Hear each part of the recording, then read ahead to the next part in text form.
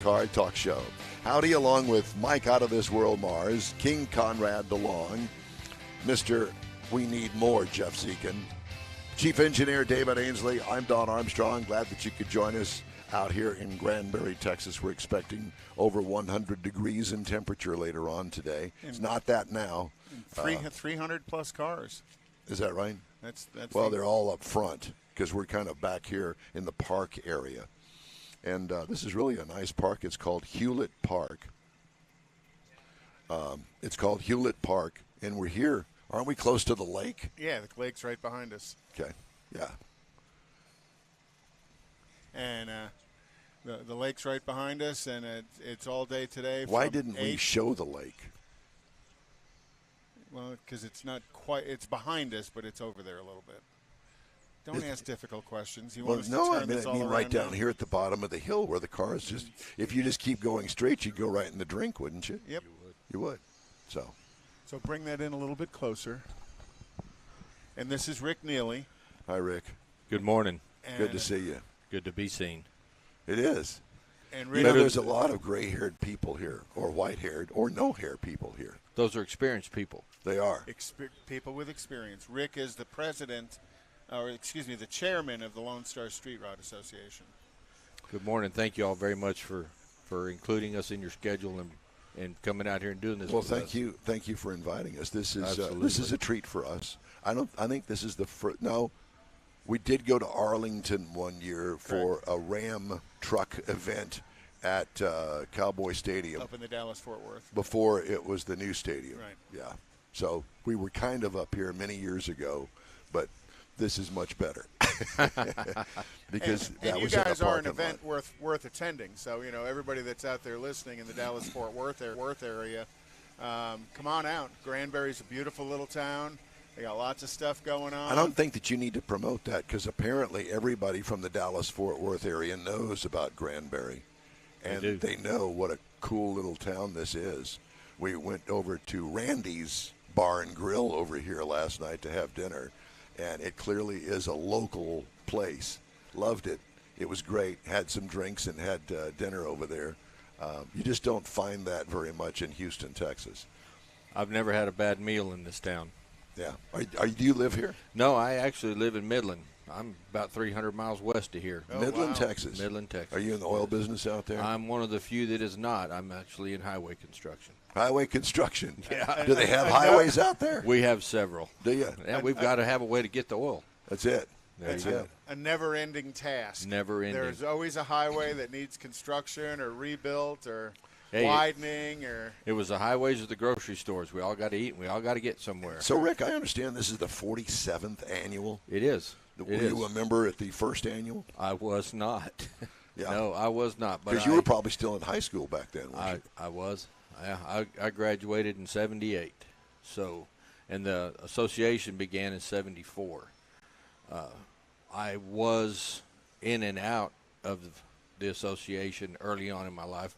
My father was a previous director. Oh, wow. Out of the San Antonio area.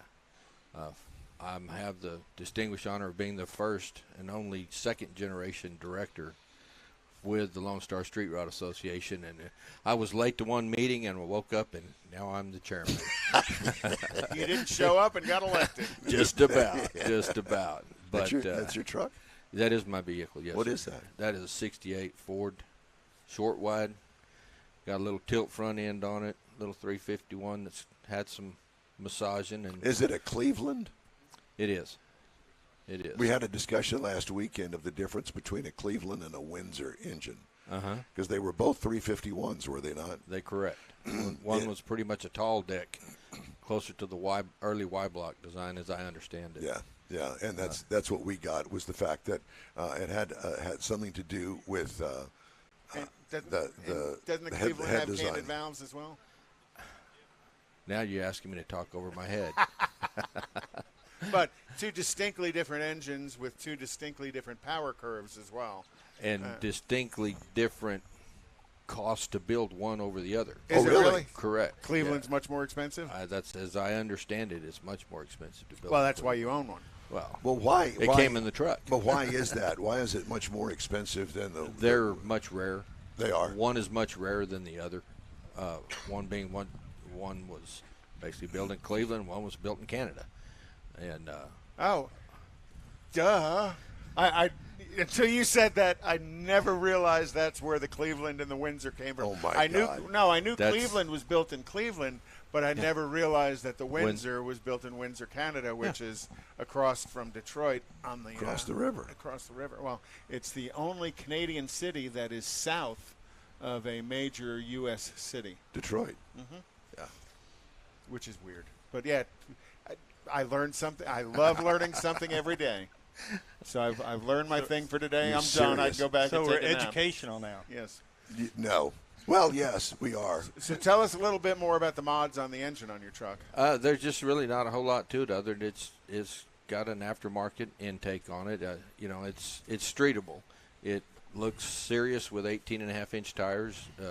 Looks like it's quite the hot rod, and somewhat intimidating at times the way it's slicked off.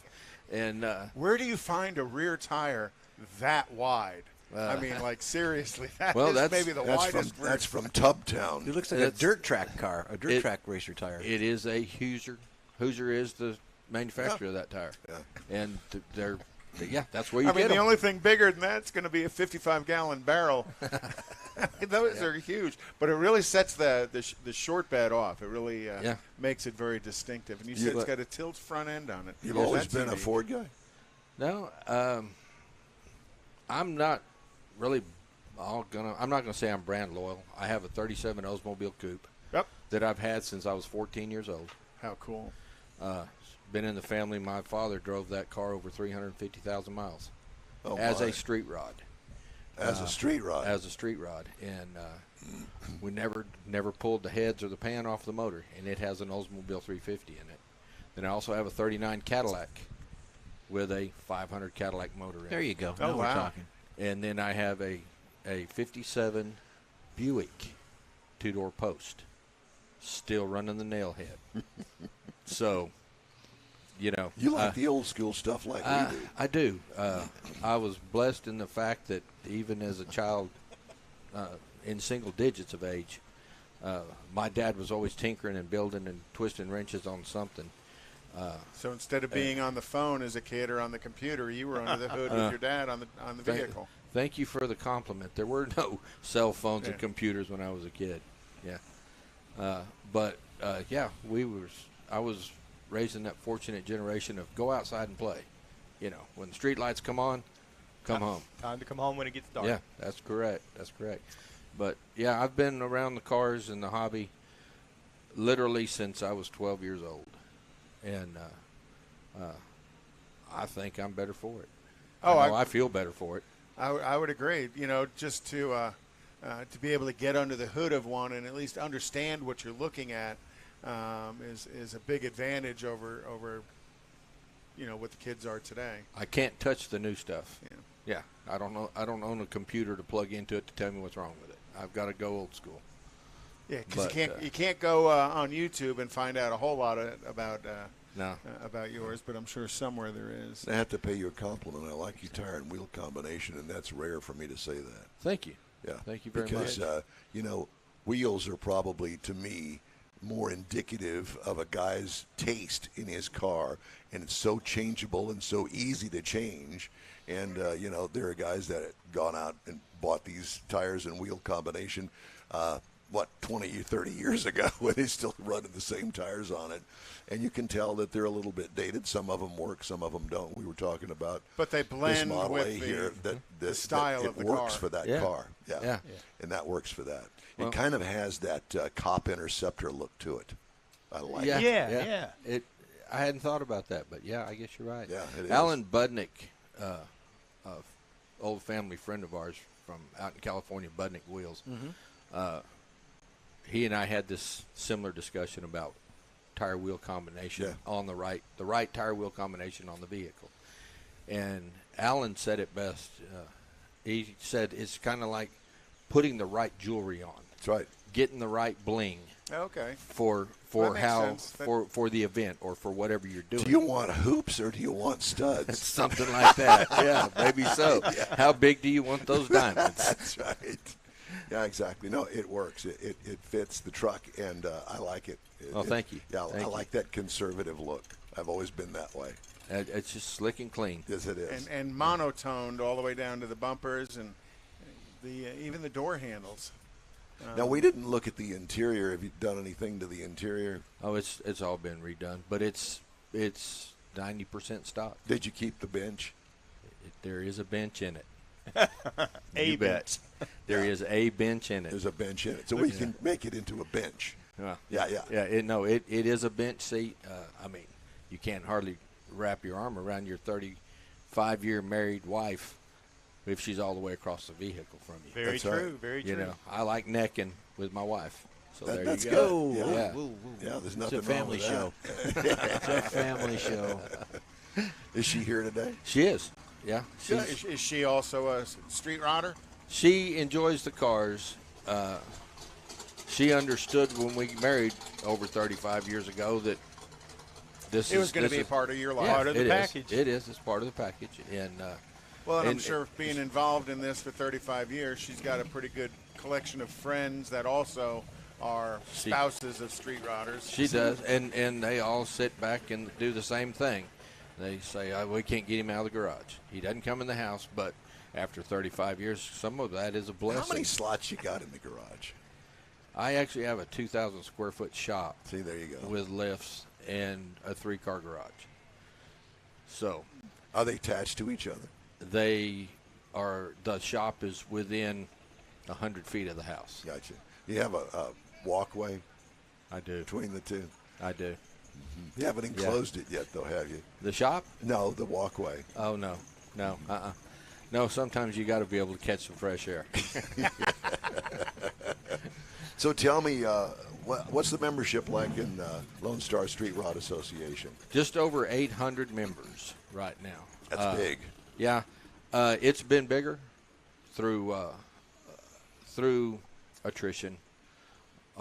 Some of the people that, well, a lot of the folks, honestly, that were members early on, we started with 16, 17 members when all of this started in the early 70s.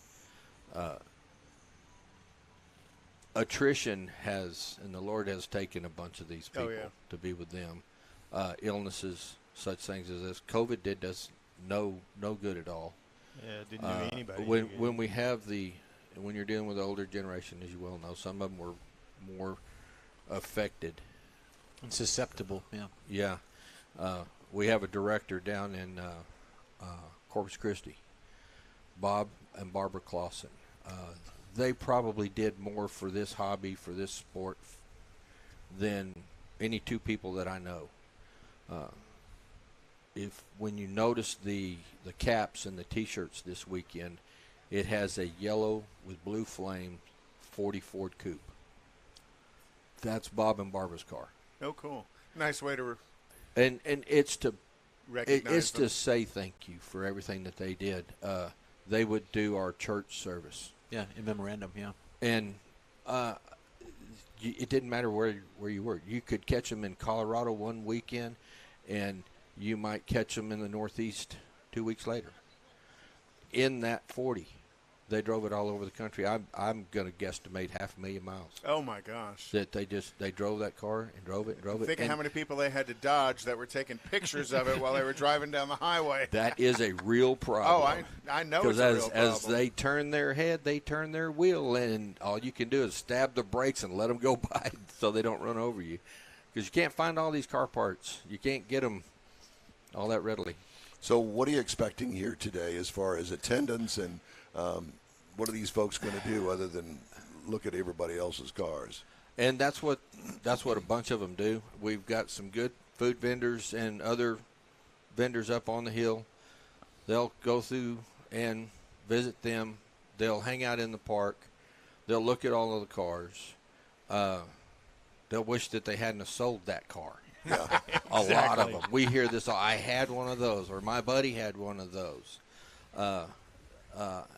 And the next thing you know, and it has happened in recent years here in Granbury, fella saw a vehicle that, oh man, that is so cool, and I love the way it was done, and he's back the next year with something similar. Oh, okay. Got a little inspiration. He got some inspiration, and he became he found that something he was looking for to fill, and that fill that gap. And that inspiration may come from the whole car, or just the way the person did the electrical wiring on the engine, or just the way the front accessory drive system was.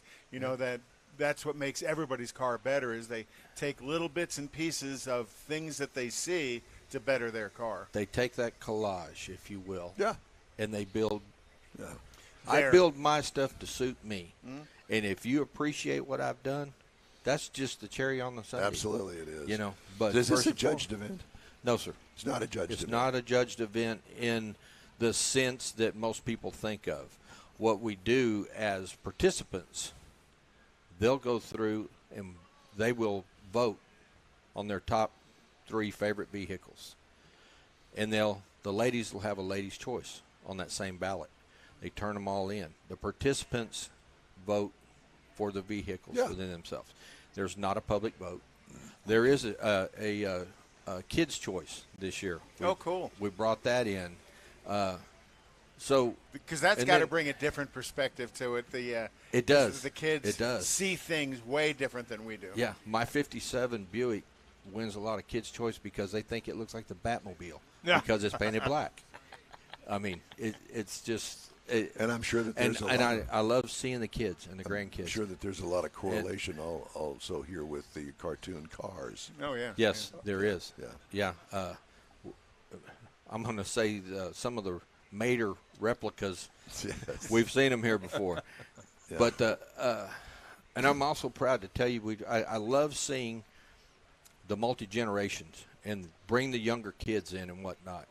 And I was sitting in the hotel last night, had no clue that one of my daughters was going to be able to attend the event. And it's about time for me to go to bed, and I look up, and here comes my grandson. Oh, cool. My granddaughter. And then my great-grandson around the corner. Oh, my gosh. In my family alone, we have 4 generations here this weekend. That's awesome. Man. And I know that I'm not the only one rowing that boat. And that's important to street riding because, when you is. first walked up, we talked about how gray the crowd is, and you have to pass this on to the next generation and the following generations and grow their passion. Yeah. Your dad grew your passion. Now it's our responsibility to help grow that passion in the next 5, 10-year-old kid. And I have a particular grandchild that actually asked me one time, Papa, who gets the Cadillac when you die? I want the Cadillac. Yeah. I get it. Yeah, So, Jeff gets the caddy. Yeah, my little 39 caddy. So, to me, that's, well, I want to share my passion. Yeah. And that's part of why, that's why we're here. Oh, yeah. That's why every one of us is here this weekend. Is that one of the stated goals of Lone Star Street Rod Association? Our first and foremost goal is family. Okay. So, yeah. We're a family Christian-based organization. That's how we started. And we've stuck to that. You won't see people doing donuts and acting silly. We won't do that. We don't want the liability. We want to maintain a family atmosphere. And that's what we do. Well, we all know deep down inside that every car here will do donuts day in and day out. And probably has somewhere, just not here. And all we ask you to do is get 2 blocks away from the event before you do it, and then just light them up and have a good time. Do what you want to do. Yeah, do what you want to do. Yeah, just don't do it here, please. You could hear them last night on the main road. Yeah. A few of them were out there last night. I imagine, yeah. But, yeah, it's we're looking to possibly have as many as 350-plus cars today, this weekend. Wow. Yes. And is this the first day, or was yesterday the first day? well, today's the first official day. Now, registration as such began yesterday at 11. This is kind of our, I don't know, this is our biggest day, if you will. Tomorrow morning, 10 o'clock in the morning, we'll bust off the day with church service. Immediately following the church service is when we'll have our awards presentation. So back to those ballots I spoke of a moment ago. we'll go count those ballots tonight, and we'll make the phone calls. And we will have up here in the winner circle, we'll have the top 10. Whoever the top 10 vote getters. We will honor our Street Rodder of the Year and our Lady Street Rodder of the Year. And then we will have director's picks and our editor pick and our chaplain pick. And then the individual car clubs from around the state who want to participate, they'll get together and they'll mull it over and they'll fuss and argue, and they'll pick a car. And then from their group to present, they'll go pick a car out here. And it may be not the brightest, shiniest, prettiest car, but like a director's pick, the guy, it's the loose nut behind the wheel that carries at least 60% of the weight. You can have this gorgeous, beautiful car and just be mean as a snake, and people aren't going to vote for your car. But if you love the sport and you've built your car and this and that and the other, that's what these clubs look at. That's what us as directors look at. And we'll make those choices. They'll make their presentations. And then we're going to give away some money. And that, oh, wow. Yeah, randomly through today and tomorrow to the registered vehicles. We'll reach in there and we'll pull out a chip. It'll have a car number on it. Have them come up and pick up a door prize. Well, that door prize may be a Benjamin. Oh, nice. So, something else new we're doing this year. A tank of gas. Well, maybe. Couple gallons. If it's a small hey, tank. it depends on how big your tank is. Right. Well, but the cool thing is, everybody has an opportunity to get recognized. Yes. For the effort you put into your car, and it's not always about the beauty of it. Sometimes it's about the story of it. You know, I love your story about your dad. I think you said a 37 Oldsmobile. 37 Oldsmobile. 37 Oldsmobile that Yeah. you grew up with. Well, and that's what we're going to do, I think, as Gary kind of set us up with some people to talk to learn the stories of their cars as well that he thought Some was of these stories are really, really interesting. You know, that car we got that car at 37. I was 14. That was going to be my high school car. We start working on it. Dad kicks back and looks and says, hey, this is going to be way too cool. You're going to wreck it. We can't go down the wrecking yard and just pick up a fender. Yeah, that's right. He says, we're going to find you something else to drive. So we went off, found something else. Hence, Dad kept the street rod, the Oldsmobile coupe, business coupe at that, so it was even rarer. And drove it till he couldn't drive anymore. My mom stepped in behind the wheel. She drove till his passing. And then I got my car back. I got my high school car back. with great memories. The best memories was going to these events around the country with my dad. He always had to be in the front, so I always had to follow him. But he was Dad. Well, that's what dads do. Yes, and he was great about that. And he also gave a quote that I want to share with you, and I hope that you carry it and pass it on. When people ask just what is a rod run, what is this Lone Star Street Rod Association all about, my dad's comment, and the best way that he could describe all of this was, we look at it as a family reunion with some really cool cars. Oh, great. And that was, and that's just stuck with me forever. And I love sharing it.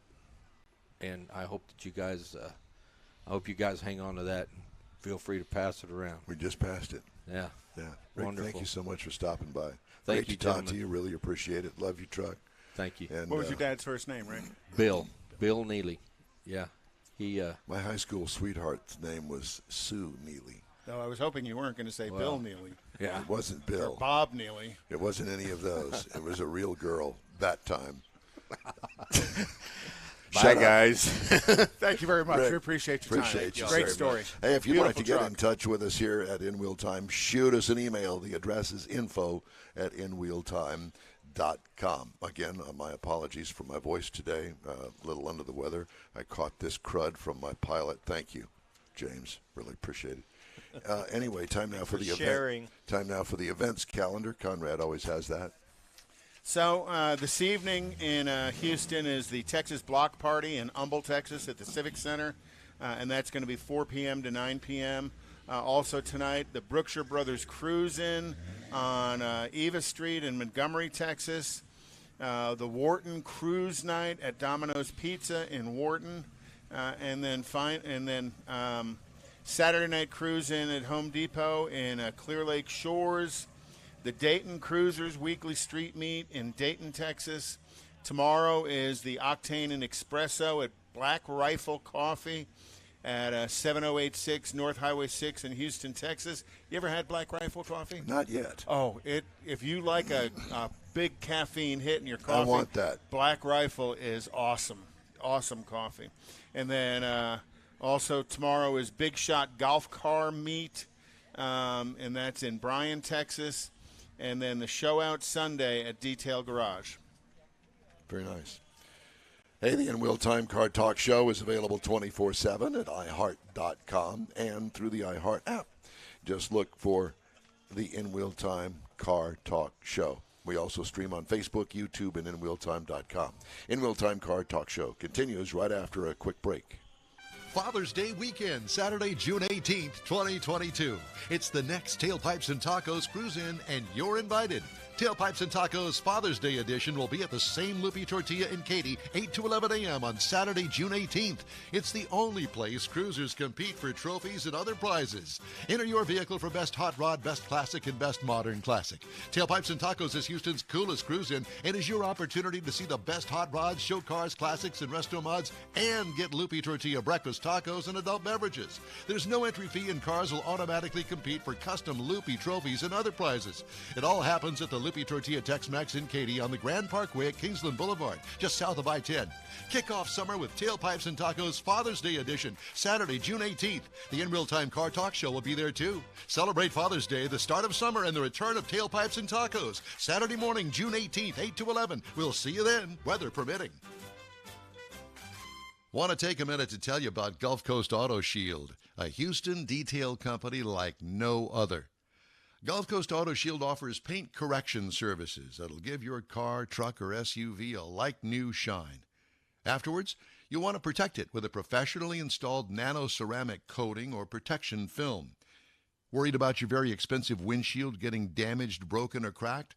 Let Gulf Coast Auto Shield install ExoShield, a windshield protection film.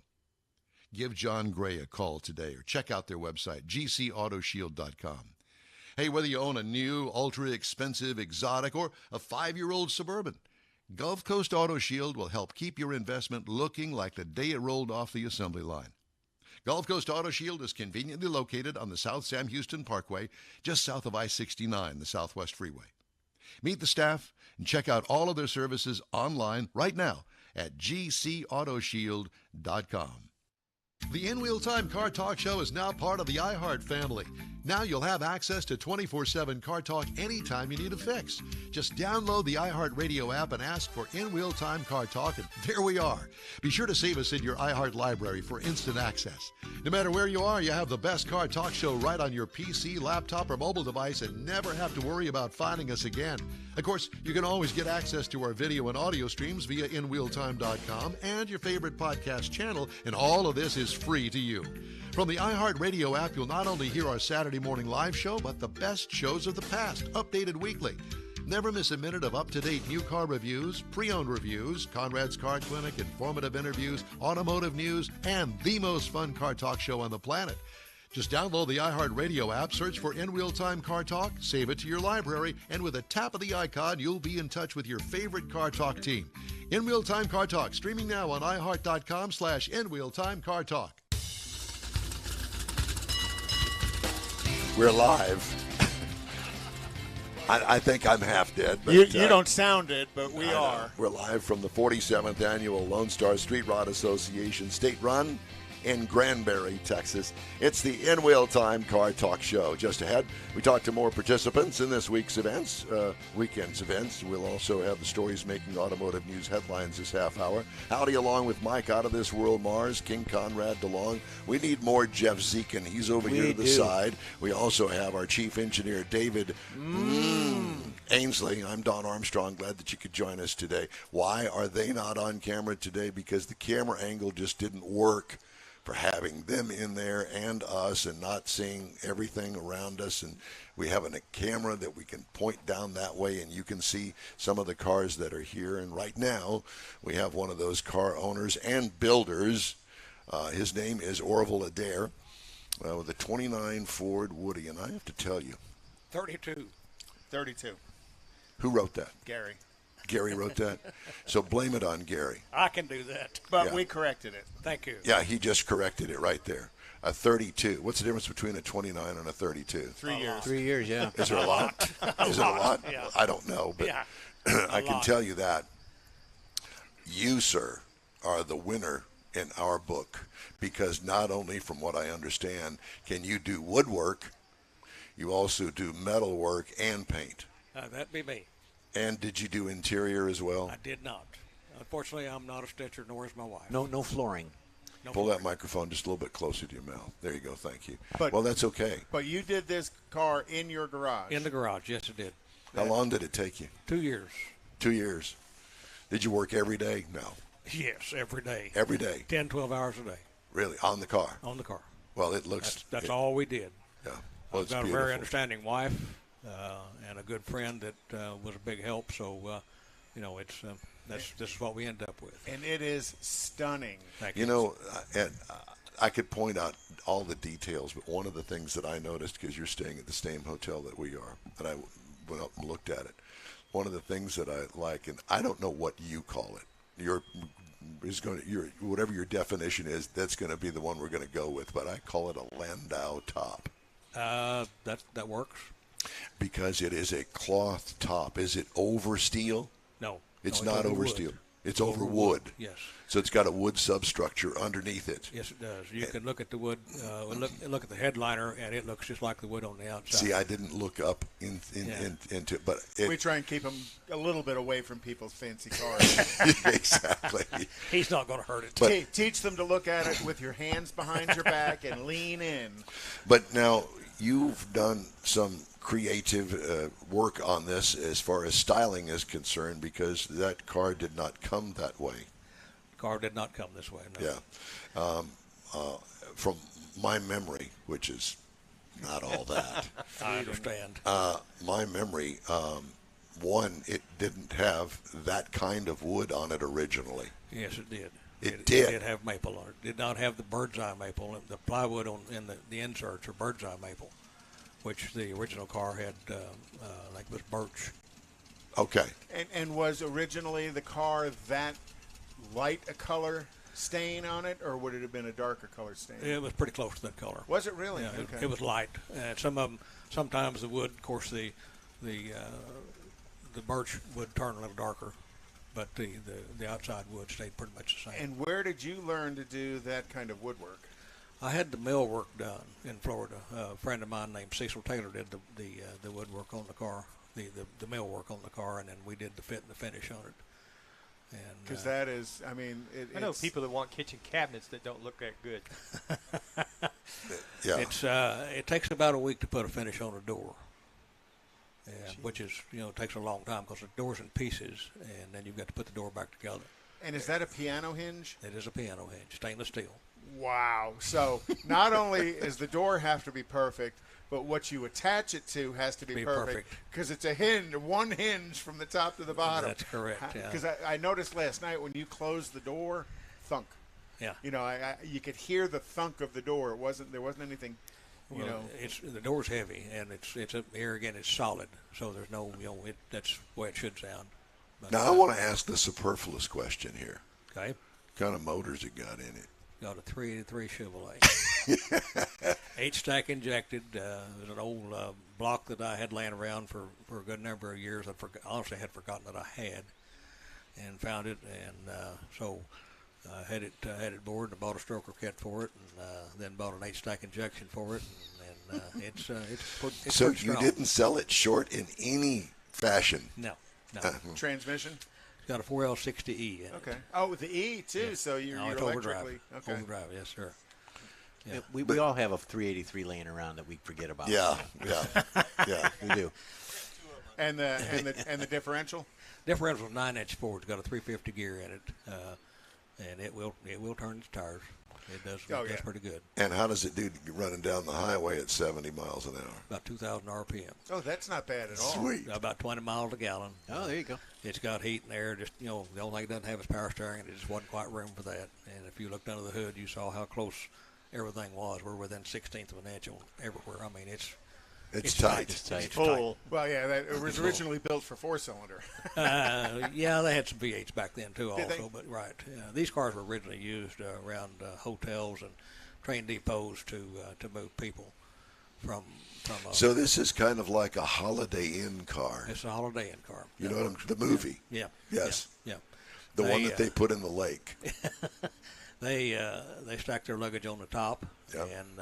and it actually had 3 rows of seats, a full front seat, 2 little jump seats were behind it, and then a full back seat. And they all brag about having 3 rows today. They had 3 rows back in the 30s. They had 3 rows in. Of course, those folks back then weren't quite as large as what we are today. So, I mean, it was a little easier to get that many people in one without having a problem. Now, did it have a luggage rack on it back in the day? Some of them did, yes. Yeah. I can imagine with a hotel, either had one on the roof or it had one kind of a shelf out the back of it. Right. Mm-hmm. Right. Yeah, And was this an original? This car was originally that shape and that style. Yes. And Now, where'd how you find rare it? is that? Pretty rare because they didn't have glass. They had a glass windshield, but they didn't have glass in the doors. They had curtains, and the curtains folded up in the top.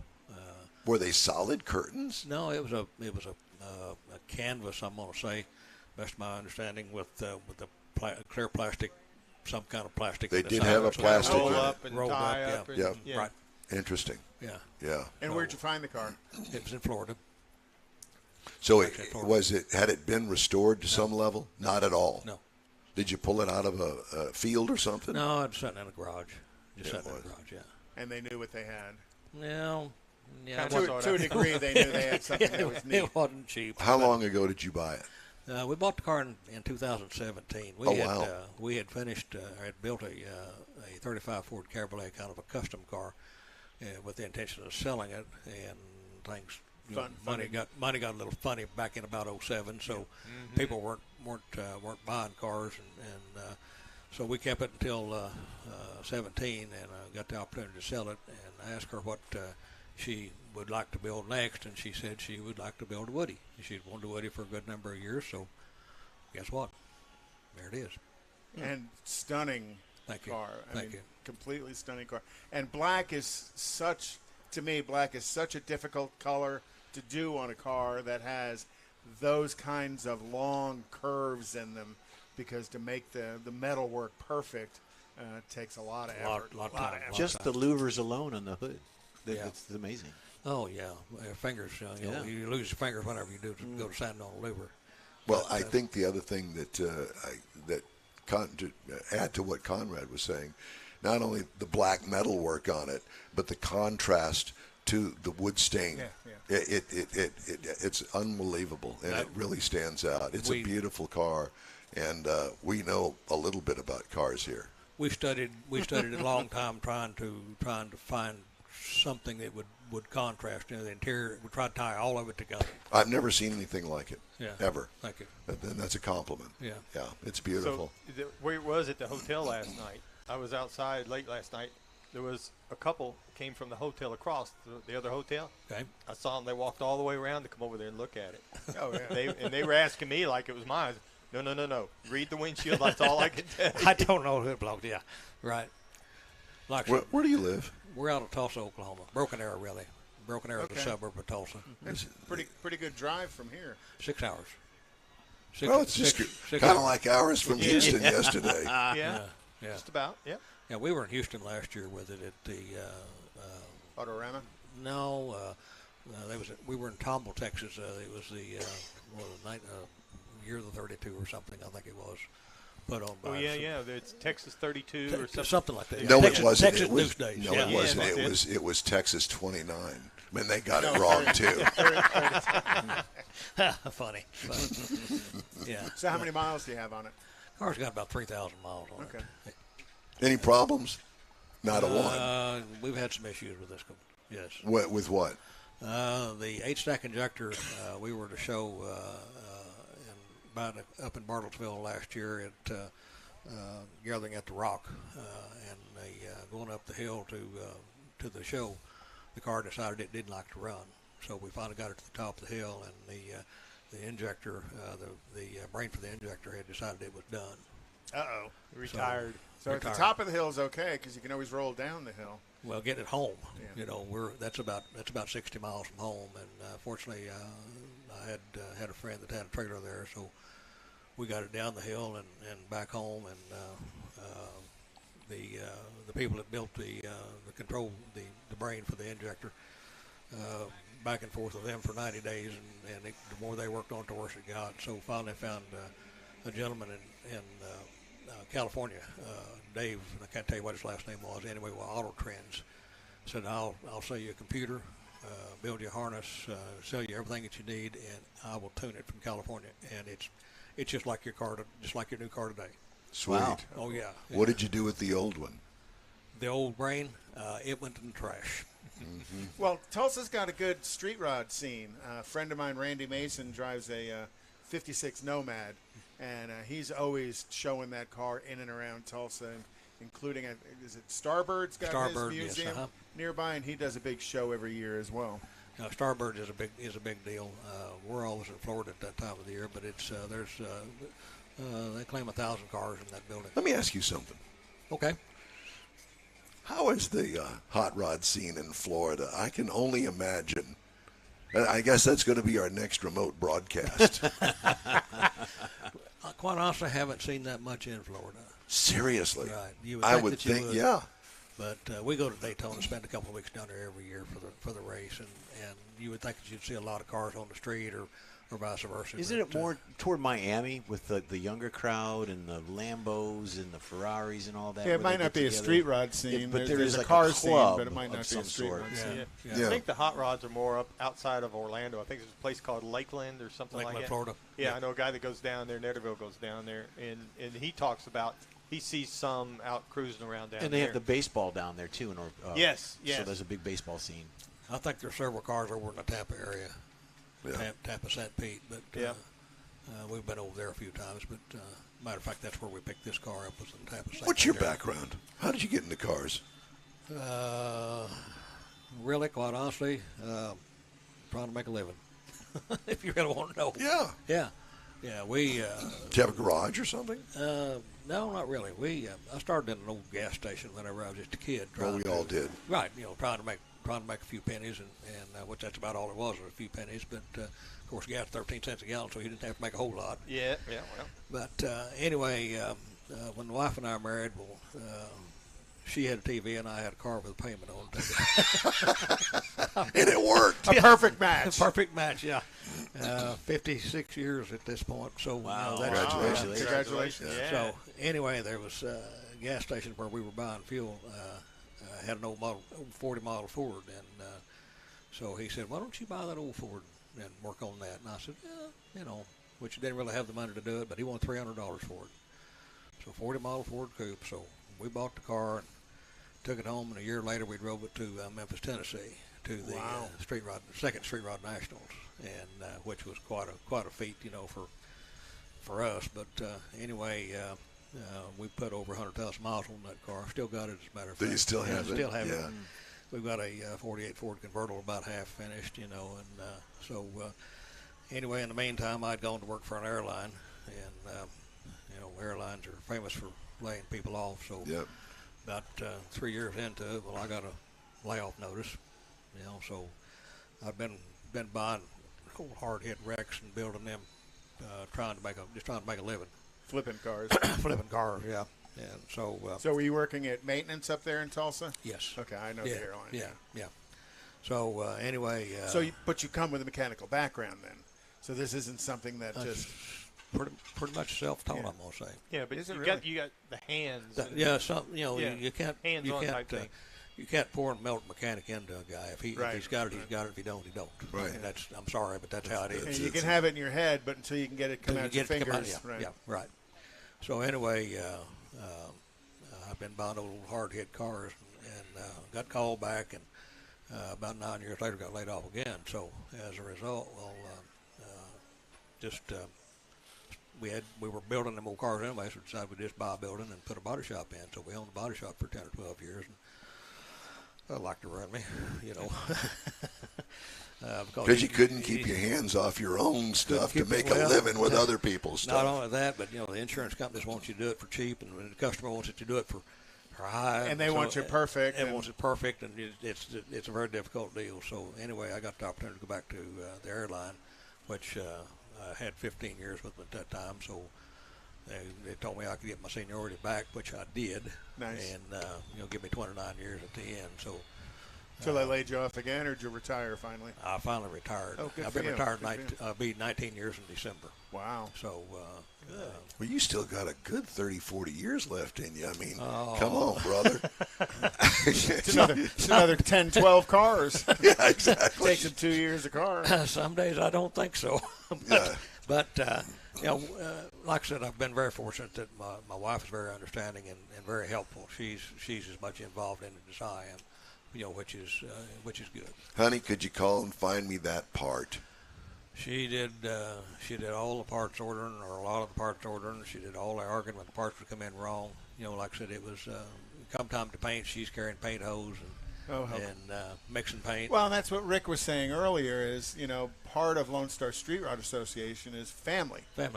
And getting the family engaged, whether it's the spouse, the kids, the grandkids and stuff, so that you can pass it on. We've only got one daughter, and she, matter of fact, lives here in the Fort Worth area. Why we come down for this deal to see her, and anyway, when she was going to high school, she could tear one down just about as fast as I could. Really? And, good for her. Yeah, you know, which was good. It really helped us a lot. And but anyway, she's moved down here and been down here 25 years. So did she work a little bit at the body shop while you were there? Did she? Yeah. Oh yeah. It's a good place to learn. Yeah. So anyway, it was good for her. She became a survivor with it, you know, doing all that. But and like I said, the wife, when we were painting doing the 35 Cabriolet, she said, "Can I help?" And I said, "Yeah." I started on it about 5 o'clock in the morning, and I gave her a painter's hat. She's blonde-headed, you know, and that hair sticking out like hair. It looked like what was that clown? Bozo. Yeah, you know, and she had on a pair of thongs, you know, and you could see where the red paint marks. Yeah, paint marks. So it was really kind of it was a fun deal. But so what are you going to do today? What am I going to do today? Yeah. Well, I'm going to go get her at the hotel here in just a little while. We'll sit here and watch the world go by. Yeah. Stay out of the sun, find a shady spot, drink plenty of cold water. And visit with friends. Visit with friends. Yeah. Yes, do and you're going to stay and you're going to stay the evening and leave tomorrow, or? Yes. Yeah. Stay for church service in the morning? Yeah. Yes. Yeah. Very nice. Yeah. This is a great event. Yeah. What a great venue. Yeah, this is our second year down here, and that's why we come back, is because you came back because you knew you were going to meet us and be on the radio. There you go. You know, that usually happens. Not everybody can do that. Not everybody gets that opportunity. Not everybody wants to either. Orville, thank you very, very much for sharing the story about your car and what a stunningly beautiful car it is. Well, thank you. Yeah, we appreciate it, and thanks for stopping by. Yeah, and you'll be able to see this on the repeat when you get home. So good, very good. You just keep on keeping on. It's a pleasure to meet you. Nice to meet you. Really folks sure too. Appreciate you stopping Thanks by. for the opportunity. Thank you. Absolutely. Right. Let's see. We've got other stuff here. I need to turn the page. Hey, Don, one thing. Wolfman Jack called, and he said he wants his voice back. Yeah. Hey, baby. There is that. Okay. Come on in, Ronnie. Have a seat. Yeah. We're gonna let him leave, and then you can pull yours up. Yeah. So at any rate, he's going to be our next guest at the top of the hour. We do have a couple of things that we wanted to pass along. There is car news this week. Mm-hmm. Did you have something else? No, that was it. Just Wolfman. Oh, okay. Yeah. He's. Hey, baby. Yeah. There's a nice looking car too. Oh yeah. We got some recalls to tell you about. You know, lots of recalls. Actually, no, we don't have many this week. We had 15 pages of them last week. I think that vacations have set in. Summertime. Well, plus it was like every Mercedes built from 14 all the way back to 6. Oh yeah, all the Mercedes. if you own a Mercedes, please get your brake booster checked. Well, we passed corrosion. passed one on the way here from Houston, and there was maybe 20 cars, but I think they were all tagged for recall. So. Every one of them, yeah, exactly. So several Audis, Audi A4, A6, and Q5 from 2022 being recalled because engine control unit short circuit may cause a stall. And inaccurate fuel gauge reading for the Honda CR-V from 2020. Those are the recalls. Did you hear that? Yep. Yes, sir. 4. Four. 4 cars, yeah. I thought that Like this you was said, everybody's on vacation. Yeah. They're not recalling you on vacation. This was an interesting story. Public electric vehicle charging infrastructure is not as reliable as many providers claim, according to a study in Electric Vehicle Heavy California. You think? A study of 657 connections at 181 public direct current fast charger stations in the San Francisco Bay Area alone found that 23% of them are non-functioning. And the other percentage of them have a diesel generator parked somewhere nearby to create the electricity. For the backup. With the That brownout. finding by researchers from the University of California at Berkeley. Oh, gosh. Remember all the riots at Berkeley back in the day? That researchers paint a different picture from the 95 to 98% uptime that charging station providers have claimed, according to David Rimple, a Berkeley professor and one of the study's authors. And he told Automotive News. The report comes as the federal government, aiming for rapid EV adoption over the course of the decade, prepares to distribute $5 billion in the next 5 years to build out the nation's charging network. The Joint Office of Energy and Transportation, established to distribute those funds in states, is expected to issue minimum standards and requirements for EV chargers in the coming days or weeks. States have until August 1st to submit EV infrastructure plans to the office, which will begin approving plans by September 20th and start to distribute funds, according to the government website. So everybody has to buy an EV, but it's going to be 5 years before you can charge I it. think that the other problem is that they haven't talked to the energy providers in the state of Texas. And because I think that there are brownouts going on right now in the state of Texas. I mean, there was one, I don't know what the problem was, near my neighborhood just this weekend. Did you really? Yeah, a brownout for several hours. So how are they going to handle that? And especially when you got a cold winter day like we experienced last year, or a hot week like we've got this week, and they can't keep up currently. Just with the air conditioning systems, much less with cars. 200 amp charging or 220 volt charging stations. We talked about Mercedes being recalled. Well, Mercedes is recalling almost 1 million older cars from around the globe due to possible problems with the brake booster. We mentioned this last week. The models of the ML, GL, and R-Class models produced between 2004 and 2015 are affected. They said, we have found in some of those vehicles the function of the brake booster could be affected by advanced corrosion in the joint area of the housing, according to Mercedes. This could result in an increase in the brake pedal force needed to decelerate the vehicle and or to a potentially increased stopping distance. Isn't that what got... Who writes these things? I don't know. It's got to be somebody that has got some sort of a degree in journalism, and they have no idea. It's the word salad. It's a lawyer, because he doesn't want to say your car's not going to stop and you're going to have a wreck. It gets approved by the lawyer. He doesn't write it because he doesn't know anything either. Mercedes all he does is stand there with his hand out. You're not a lawyer, are you? Okay. But just want to make sure I didn't want to offend you. My son-in-law is. Is it? Well, is he watching this show? I hope not. Hope he's working. Hey. Yeah, that's exactly. Apple on Monday announced it would more deeply integrate its software into the instrument cluster on the dashboard of cars that will start shipping next year. Apple unveiled an updated version of its CarPlay software at its annual software developer conference. New software will, for the first time, power the instrument cluster on a car's dashboard, showing speed, directions, and gas mileage. Apple said that automakers such as Ford are planning to use the new software, and that cars with it will start shipping next year. So does that mean that your car is going to go out of date because Apple stops supporting the software updates for it, like your phones? You know it. Or they're going to start pushing it, and whenever they push it, it'll all crap out, and then you got they're to gonna reboot it. Crash. Push the updates, yeah. Crash. You got to restart. You got to reboot your car.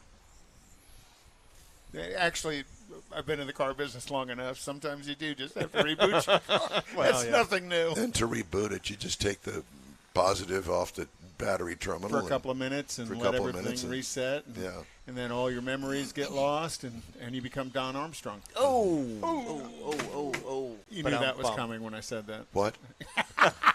He forgot. Yeah, what'd you say? I think Apple getting more and more involved is not a good thing. I agree. Because now when you get in your car, you're gonna have to dial in your code to get your car to start. What is it? Meta. Your Apple user ID. Android. Is that called Meta now or something, or is that something different? Meta. No, that's Facebook. Facebook. Wait a minute, isn't that something you do for your digestive tract? Meta something? You take Metamucil. I'm sorry. 40 milligrams a day will help you. Will it? Yeah. You would know. I take 80. 80 milligrams. Okay. Well, CCs. I got you. Oh, gosh. Well, it's time for a quick break. Yep. We're broadcasting today live from the Lone Star Street Rod Association, state run here in Granbury, Texas. I can't talk, and I have no voice, and I apologize for that. But we've got more of the In Wheel Time Car Talk Show on iHeartRadio after these brief messages. Stay with us. Father's Day weekend, Saturday, June 18th, 2022. It's the next Tailpipes and Tacos Cruise-In, and you're invited. Tailpipes and Tacos Father's Day edition will be at the same Loopy Tortilla in Katy, 8 to 11 a.m. on Saturday, June 18th. It's the only place cruisers compete for trophies and other prizes. Enter your vehicle for Best Hot Rod, Best Classic, and Best Modern Classic. Tailpipes and Tacos is Houston's coolest cruise-in and is your opportunity to see the best hot rods, show cars, classics, and resto mods, and get Loopy Tortilla breakfast tacos and adult beverages. There's no entry fee, and cars will automatically compete for custom Loopy trophies and other prizes. It all happens at the Loopy Tortilla Tex-Mex in Katy on the Grand Parkway at Kingsland Boulevard, just south of I-10. Kick off summer with Tailpipes and Tacos Father's Day edition, Saturday, June 18th. The In Real Time Car Talk Show will be there too. Celebrate Father's Day, the start of summer, and the return of Tailpipes and Tacos. Saturday morning, June 18th, 8 to 11. We'll see you then, weather permitting. Want to take a minute to tell you about Gulf Coast Auto Shield, a Houston detail company like no other. Gulf Coast Auto Shield offers paint correction services that'll give your car, truck, or SUV a like-new shine. Afterwards, you'll want to protect it with a professionally installed nano-ceramic coating or protection film. Worried about your very expensive windshield getting damaged, broken, or cracked? Let Gulf Coast Auto Shield install ExoShield, a windshield protection film. Give John Gray a call today or check out their website, gcautoshield.com. Hey, whether you own a new, ultra-expensive, exotic, or a 5-year-old Suburban, Gulf Coast Auto Shield will help keep your investment looking like the day it rolled off the assembly line. Gulf Coast Auto Shield is conveniently located on the South Sam Houston Parkway, just south of I-69, the Southwest Freeway. Meet the staff and check out all of their services online right now at gcautoshield.com. The In Wheel Time Car Talk Show is now part of the iHeart family. Now you'll have access to 24/7 Car Talk anytime you need a fix.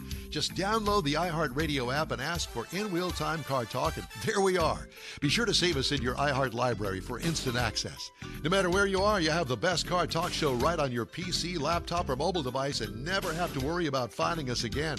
Of course, you can always get access to our video and audio streams via InWheelTime.com and your favorite podcast channel, and all of this is free to you.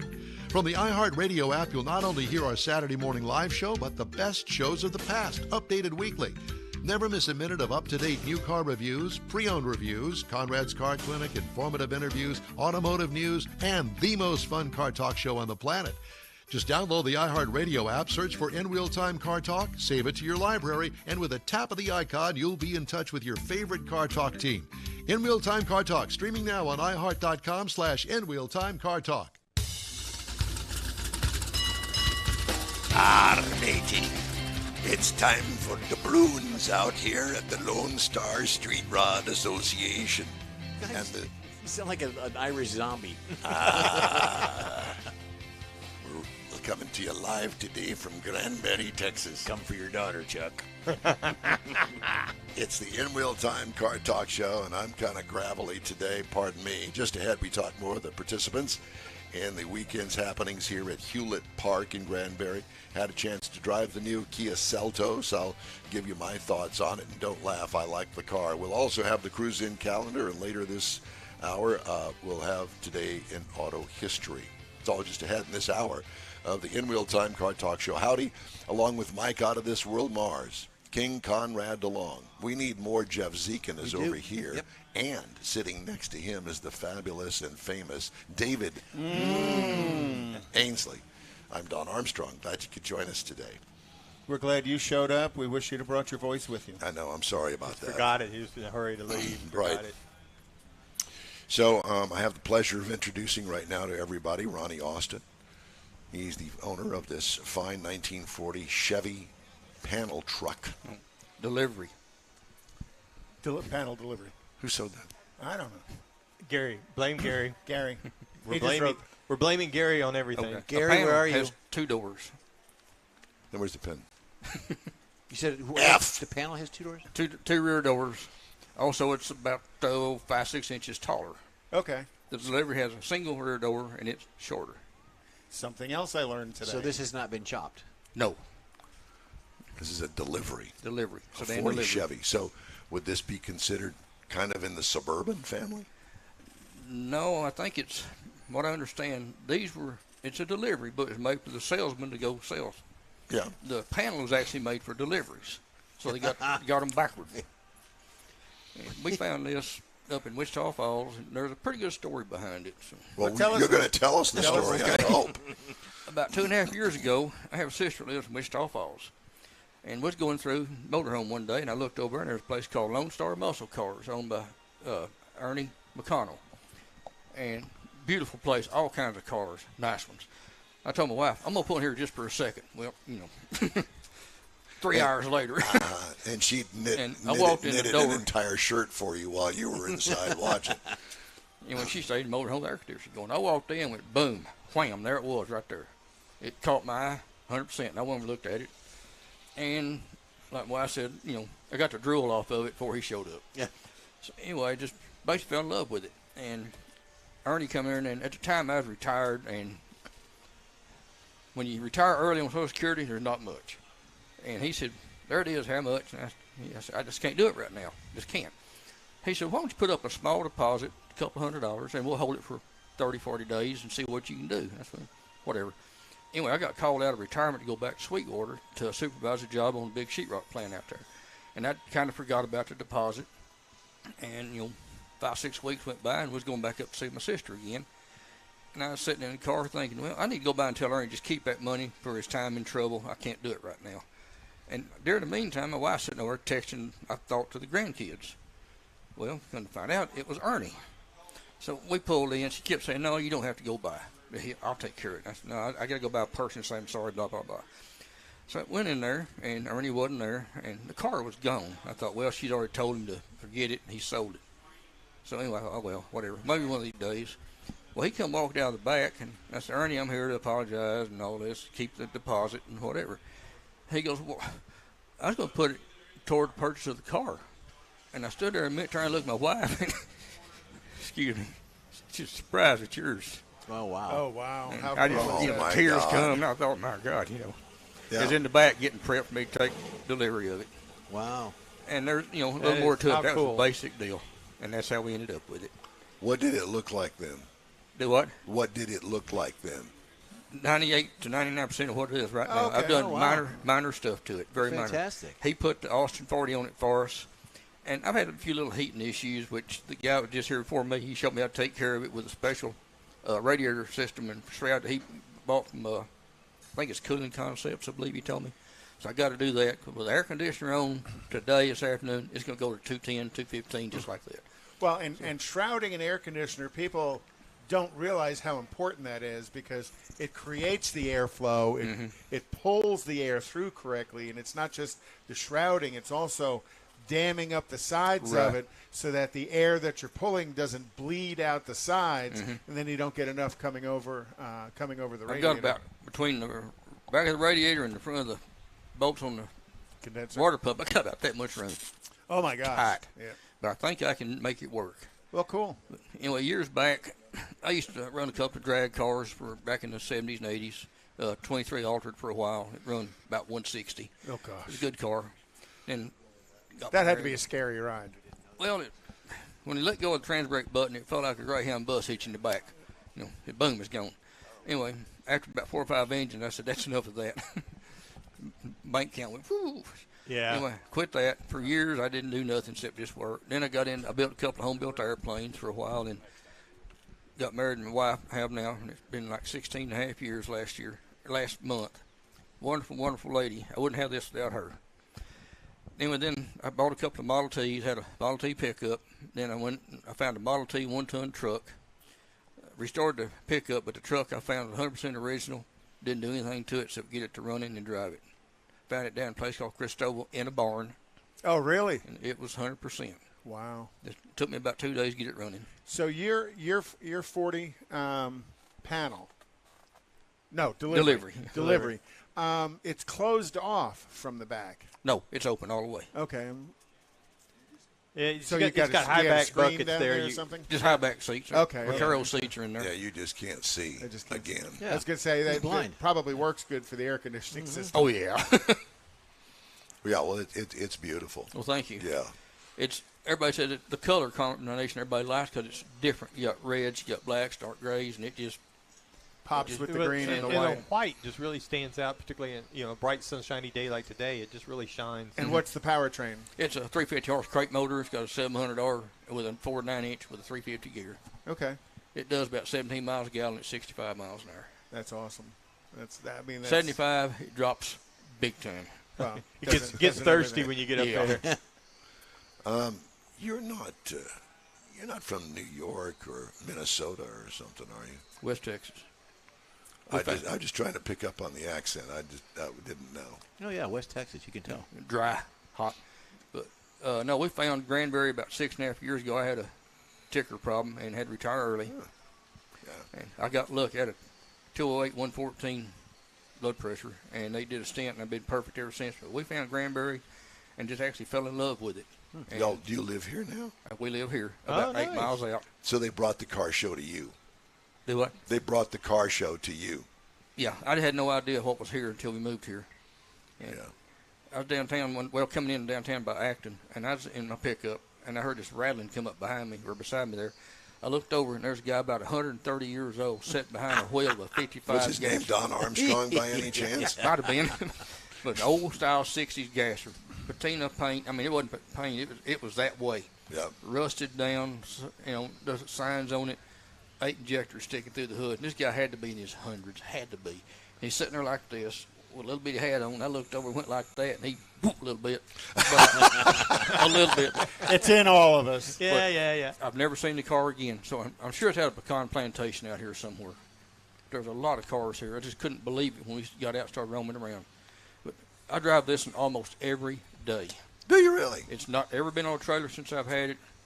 I've been to Wichita Falls 3 or 4 times. I've been out to Sweetwater. I've been Event. Of course, Cleveland. Going to pass this next weekend. Do you own a trailer? No. He drives it. I drive it. I just want to check. Make sure. I don't believe in, if you're going to trailer one, to me, they need to be over here. The ones you drive every day need to be over here. On the road, yeah. Yeah, well, I mean, it looks like it could be trailered. It's spotless. It's beautiful. Well, it's got some rock chips in the front. Right. Try to touch fine. it. Can't avoid that. And the wheel package really fits the car well. Yeah. They're hard to polish. There's water spots on them I can't get rid of. They're fixed to get changed. So What are you going to How do? big are those? the front ones are about 10 inches wide, and the back ones I think are about 13. Yeah, but aren't they like 18s? They I mean, 18s in the I think- front, 19s in the back. 18s and 19s, I think, something like that. I have to go look. I can't remember. What are you going to put on it? What are you going to change it to? Just different rims. Something maybe a little more shiny to them. Those I polish on those all the time. That's the best I can do. It just they won't need come out. something something chrome. less maintenance. Yeah. We know where there's a chrome shop in Houston. We Well, do. he don't do wheels though. He I doesn't forgot. do wheels. I did find out on American Racing Wheels, the rim part of it is a different material than the spokes. So Is it really? They say you got to use two different polishes. I didn't know that. And they probably sell both of them. Yeah. Because it looks like it's all one piece. They're not. What are we doing? You take them off and look at them, you can see the difference. And I had no idea until I talked to them. So When Again, you learn polish them, something did you new. polish them with a machine, a drill or something? I've done everything. Yeah, I even use chemical guys, Yeah. spot remover. nothing. Nothing. Yeah. They're pretty old. Are they? Yeah. Yeah. How about the tires? Tires old too? Not really. They're probably about 4 years old. Oh, okay, so you got They're some. good shape. Yeah. Yeah. This car here. That was at the hotel last Yes, night. it was. That's beautiful. That really. Do you know this guy? Mhm. Do you? There's some beautiful cars here.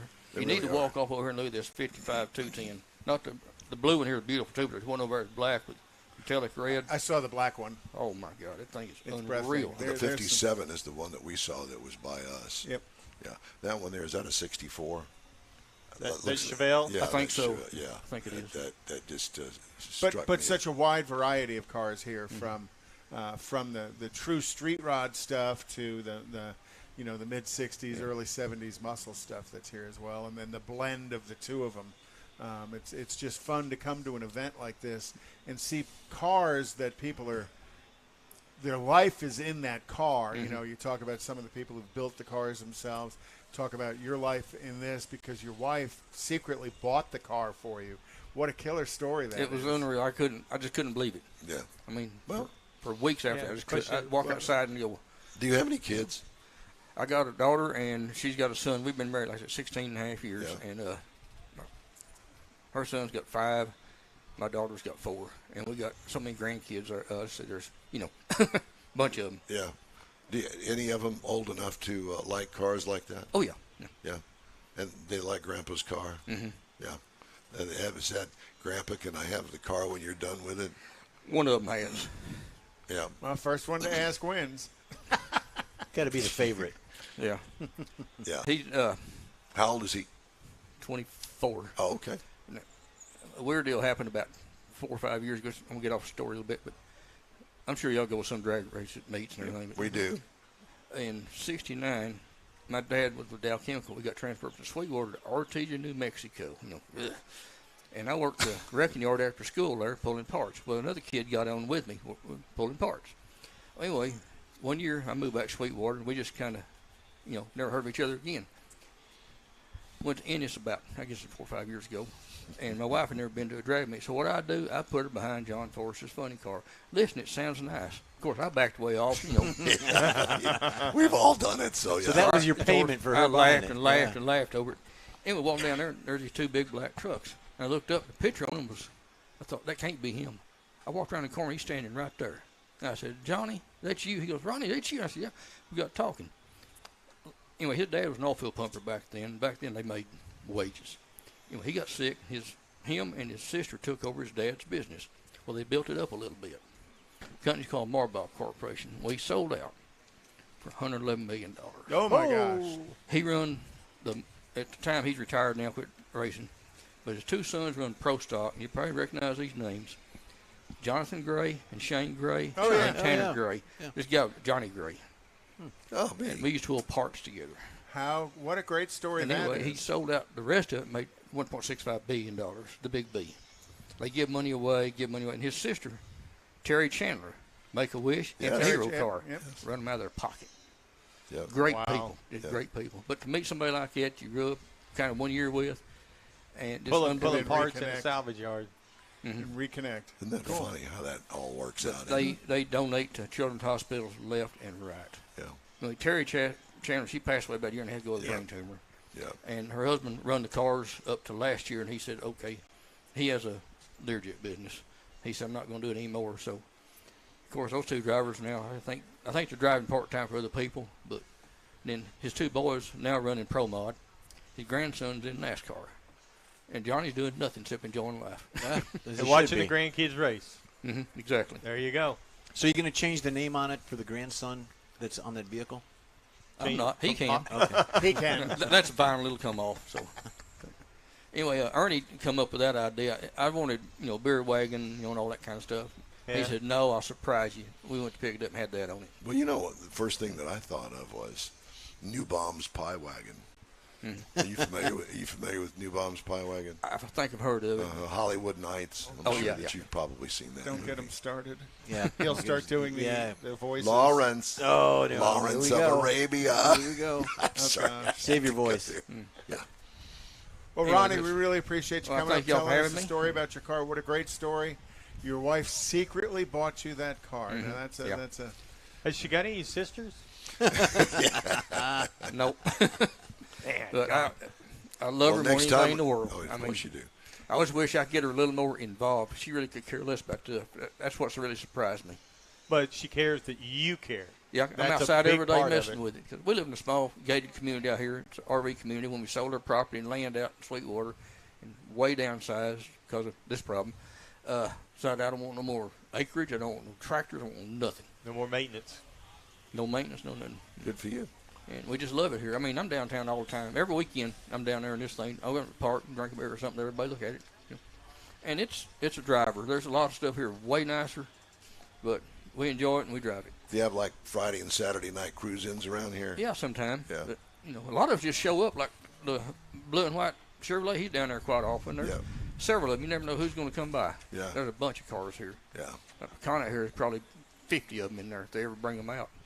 Oh, wow. Most of them just sit in the garage, Ronnie Austin, thanks so much for coming. Thank y'all so much for having me. Yeah, we really appreciate it. And you'll be able to find this on all the social media channels. You'll be able to see it tomorrow actually you can see it now, but you can see it tomorrow on YouTube. Okay. And you don't know anything about that, neither do I. Grandkids Somebody tells me that you can get on YouTube and find it. Kids will do it for us. Yeah, Exactly. Ronnie, thank you all so much. Beautiful car. Debbie, if you're watching this at home, I love you. Bye. Oh, good shout out. Thank you. All right, time now for a little car review, if I can gargle it out. Is it okay if I do that now? Thank you. Are you ready? Better hurry because it sounded like your voice is going fast. No. Hey, listen, it's better than it was yesterday. If you remember at dinner last night, I could barely talk. That's true. That was a good thing. Yeah. It's always a good thing, isn't it? Time now for this hour's car review. Had a chance to drive the 2022 Kia Celtos. And no, it's not short for cellulitis or anything like that. It is the Kia Celtos. And you may not have heard about it because it was all new last year. It's available in several trim levels, including the LX. It moves up the chain to S, then EX, and then the Nightfall Edition, and the SX. I had the Nightfall Edition. It's a small SUV, seats 5 passengers. Like I said, it was all new last year. I really like this car. I know, don't ask me why. I mean, there are multiple reasons. One of them is the price. I think that Kia, for the most part, builds a very nice car. All sorts of different models, but this one just struck a nerve with me. It's my kind of car. Attractive body style with a rounded nose and a Kia grille that you're surely have seen before. Brushed metal trim and accents on the lower valance for my upscale version. Extra wide opening in the rear hatch so you could get another car back there. Well, maybe not. At least a go-kart, that's for sure. Trim-specific attractive wheels. What I liked, the overall design gets high marks in my book. You saw it. Oh, yeah. What could use improvement? Nothing. Just keep updating the incoming models. Yep. That would be my advice. It's a very stylish looking car.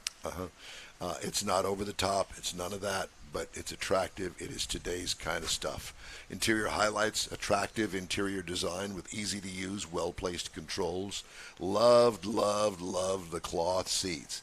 Make fun of me if you will. I don't care. I like them, and it had a great design pattern in them. It's going to last a lifetime, and they are cool, like me. Okay. So, do they sound kind of gravelly? Yeah. Oh. Is that cool, gravelly? It's my smoky bedroom voice today. Oh, gosh. Oh, Lord. Subtle styling cues throughout the cabin adds to the likability of this. Simple, easy to understand instrument cluster and infotainment system. Cargo area surprisingly large based on its small size exterior design. What I liked about the simplicity of the interior. What could use improvement? The passive phone charger should be standard. It is not. This one didn't have it, but they have it available. 1.6 liter Turbo 4 is the optional engine. Get it because it has 175 horsepower and 195 pound-feet of torque through a 7-speed dual-clutch automatic transmission. Doesn't sound like a lot of horsepower, but it works for this particular vehicle. And here's the effect of that. 25 miles per gallon in the city, 30 on the highway for a combined of 27. I got 30.5 miles per gallon over 402.6 miles. What I liked about it, the peppiness of the engine. What could use improvement? A little bit of turbo lag if you get too aggressive with it. I am a 2-foot driver. Left foot is brake, right foot is accelerator. And I can make those happen really fast, but the engine doesn't understand that. It's meant for somebody to use their right foot on the brake and their right foot on the accelerator. You're kind of outrunning the computer. It gives it enough time to know what you're doing, and I'm quicker than that still today, believe it or not. In some things, I am still quick. Braggart. Oh, shut up. Don't even go there, because you looked at me and I knew what you were about to say. Quick is not always good. It's not. He said it. I didn't. It's not. Just let you know. But you know the people at Kia are going to hear this review. Oh, boy. But he keeps it in boost. It keeps, yeah, well, it does if you keep it at boost. Yep. But I don't. You know, this is off of a stoplight or something, and the start-stop feature doesn't work that way. So it's my fault, not the car's. Ride and handling, perfectly matched for this small kid hauler and grocery getter, and that's what it is. And it gets good gas mileage. Perfect for early starting family. It's a first vehicle. This is it. I got it. So priced right as well. The base trim price is $26,690. Wow. The base price is tested is $28,435. But if you want to get into the base model, starts at $22,590. Oh, wow. Boom. So there your you go. Nightfall base price was a $28,000 car. It starts at $26,690. Wow. Yeah, that's second to the highest level that they got. Competitors, Honda HR-V for $21,870, the Hyundai Kona for $21,300, and the Mazda CX-30 for $22,500. So it competes with those. And they're all stylish little. They are little sport hatches. This is where the crux of all of the buying, the new car buying, I think will be in the next few years. And I think that they're doing themselves a service by pricing them like this. Entry-level models, still in the 20s. Granted, it's not the average price of cars.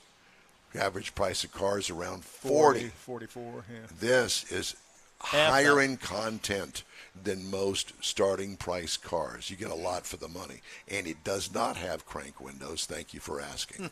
But it, like you say, that it sounds like what you would get a young couple just getting married, out of school, starting jobs, maybe starting a family. Yep. This sounds like that kind of vehicle. This is the car. It's rare that I get really excited about a car. And you're going, he gets excited about this? Yeah, I do. Because it's not about me. It's people that buy this particular kind of car. That's exciting. And I don't know what the availability is at the dealership. Call Kia and ask them. But the Kia Celtos. So what kind of fuel economy did you get with it? You weren't listening. Oh. Mm-hmm. I missed it, too. I got 30.5 over 402 miles. That's pretty awesome. It is. See? Now I am listening. I've got your attention, didn't I? Which is a rare thing. Yeah, usually you got to slap him. Takes a slap in the back of the head to get my attention. That's right. Well, you and me both. We're both Sagittarians, remember? All too well. Oh, boy. Mm-hmm. Hey, Conrad, Don, pay attention. It's one of those kind of things. Yes, it was. Time now for the cruise-in calendar. And this really is kind of a cruise-in. But there is a limit as far as age is concerned. I think it's 1972 and under. Right. And they've got, they got a good collection of the early 70s, late 60s muscle cars here. But this is really more about street routers. And even the regular looking cars that are street riders. Is that a Torino over there? It Yep. is. Looks to be. Yeah. Looks It's a nice about car. 69. I would go 69. Yes, or 70, yeah. So, next weekend we'll be at Tailpipes and Tacos at Please don't forget that. Lupe Have we put Tortillas. that up every day this every week day, on multiple Facebook? times, different Well, places. Not Yes. today. I will get it today. Tailpipes and Tacos. That's a great cruise in. Yep, and they're now giving away prizes. You can win awards. There's 3 award levels you can get, And don't forget the gift cards. and gift cards and stuff. So stop in next weekend at Lupe Tortillas out there at Kingsland. So everyone here is in invited, Katy. right? Everybody here is invited. And then Street Outlaws No Prep in Baytown is going to be June 24th. July 9th, Wheels and Warriors at the Crafty Crab in Pearland, Texas. That's very close to the Krusty Krab, I know. but Krusty this Krab. one it's the Crafty Crab. Yeah. And then Saturday, July Cousin. 9th as well is Jeep Night at 3 Acres down in Santa Fe. So bring your Jeeps out. At And where? 3 acres. it's a shopping center in Santa Fe. Oh, okay. And then you're going to the Corvette Invasion at the Bastrop Convention Center I am. July 15th, which is about halfway here. So In a different direction, but yes. kind of a different direction. Yeah.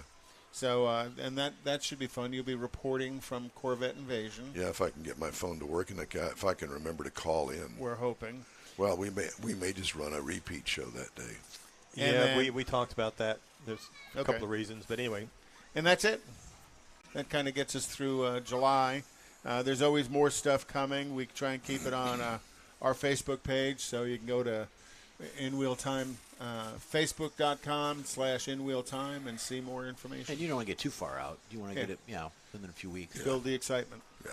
Hey, the In Wheel Time Car Show streams on iHeartRadio through the iHeartRadio app and Facebook, YouTube, and InWheelTime.com. Podcasts are available from your favorite podcast provider.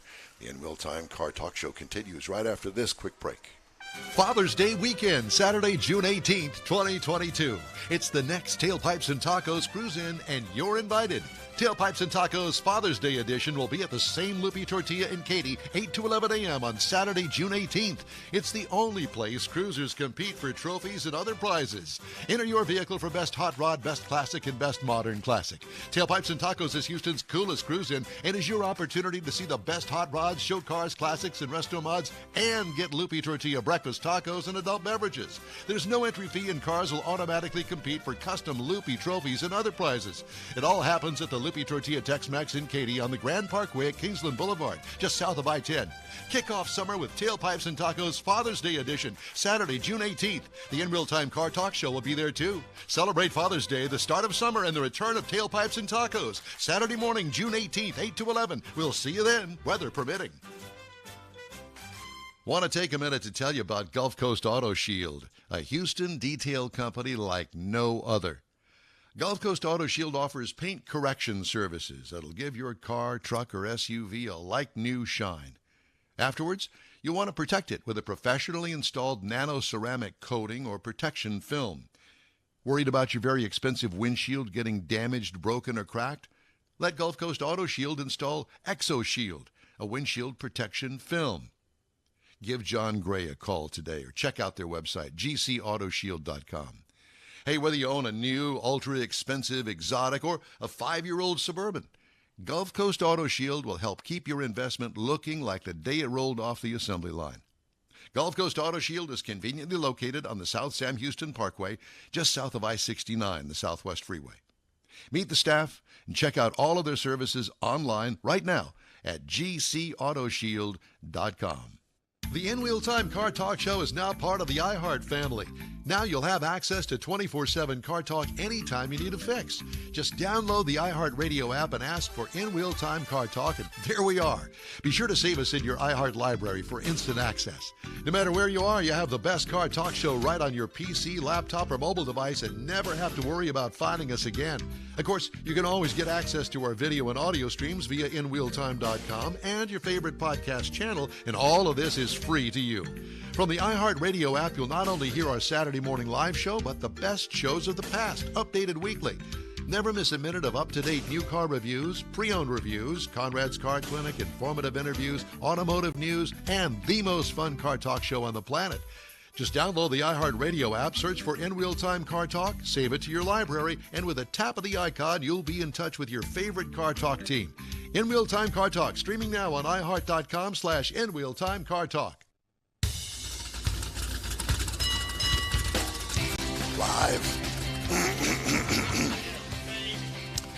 Live from the 47th Annual Lone Star Street Rod Association State Run in Granbury, Texas. I had a little frog in my throat. Sounds like we have a guest speaker. It does sound that way. It's the In Wheel Time Car Talk Show, and pardon my voice this morning. Just ahead, we talk to more participants in this weekend's happenings out here at the fabulous, what's the name of this park? Hewitt Park in Granbury, Texas. Conrad's going to have This Week in Auto History later on, and we'll also get you updated on the stories making car news this week. Howdy, along with Mike Out of This World Mars, King Conrad DeLong. Over here off camera is Jeff. We need more Jeff Zekin. We do. And we have over here with us today our fabulous and effervescent Chief Engineer, David Ainsley. Effervescence. Effervescent. Thought that was something he ate. No, it's funny because back in the day, a radio station in Houston, KQUE, they had a jingle package.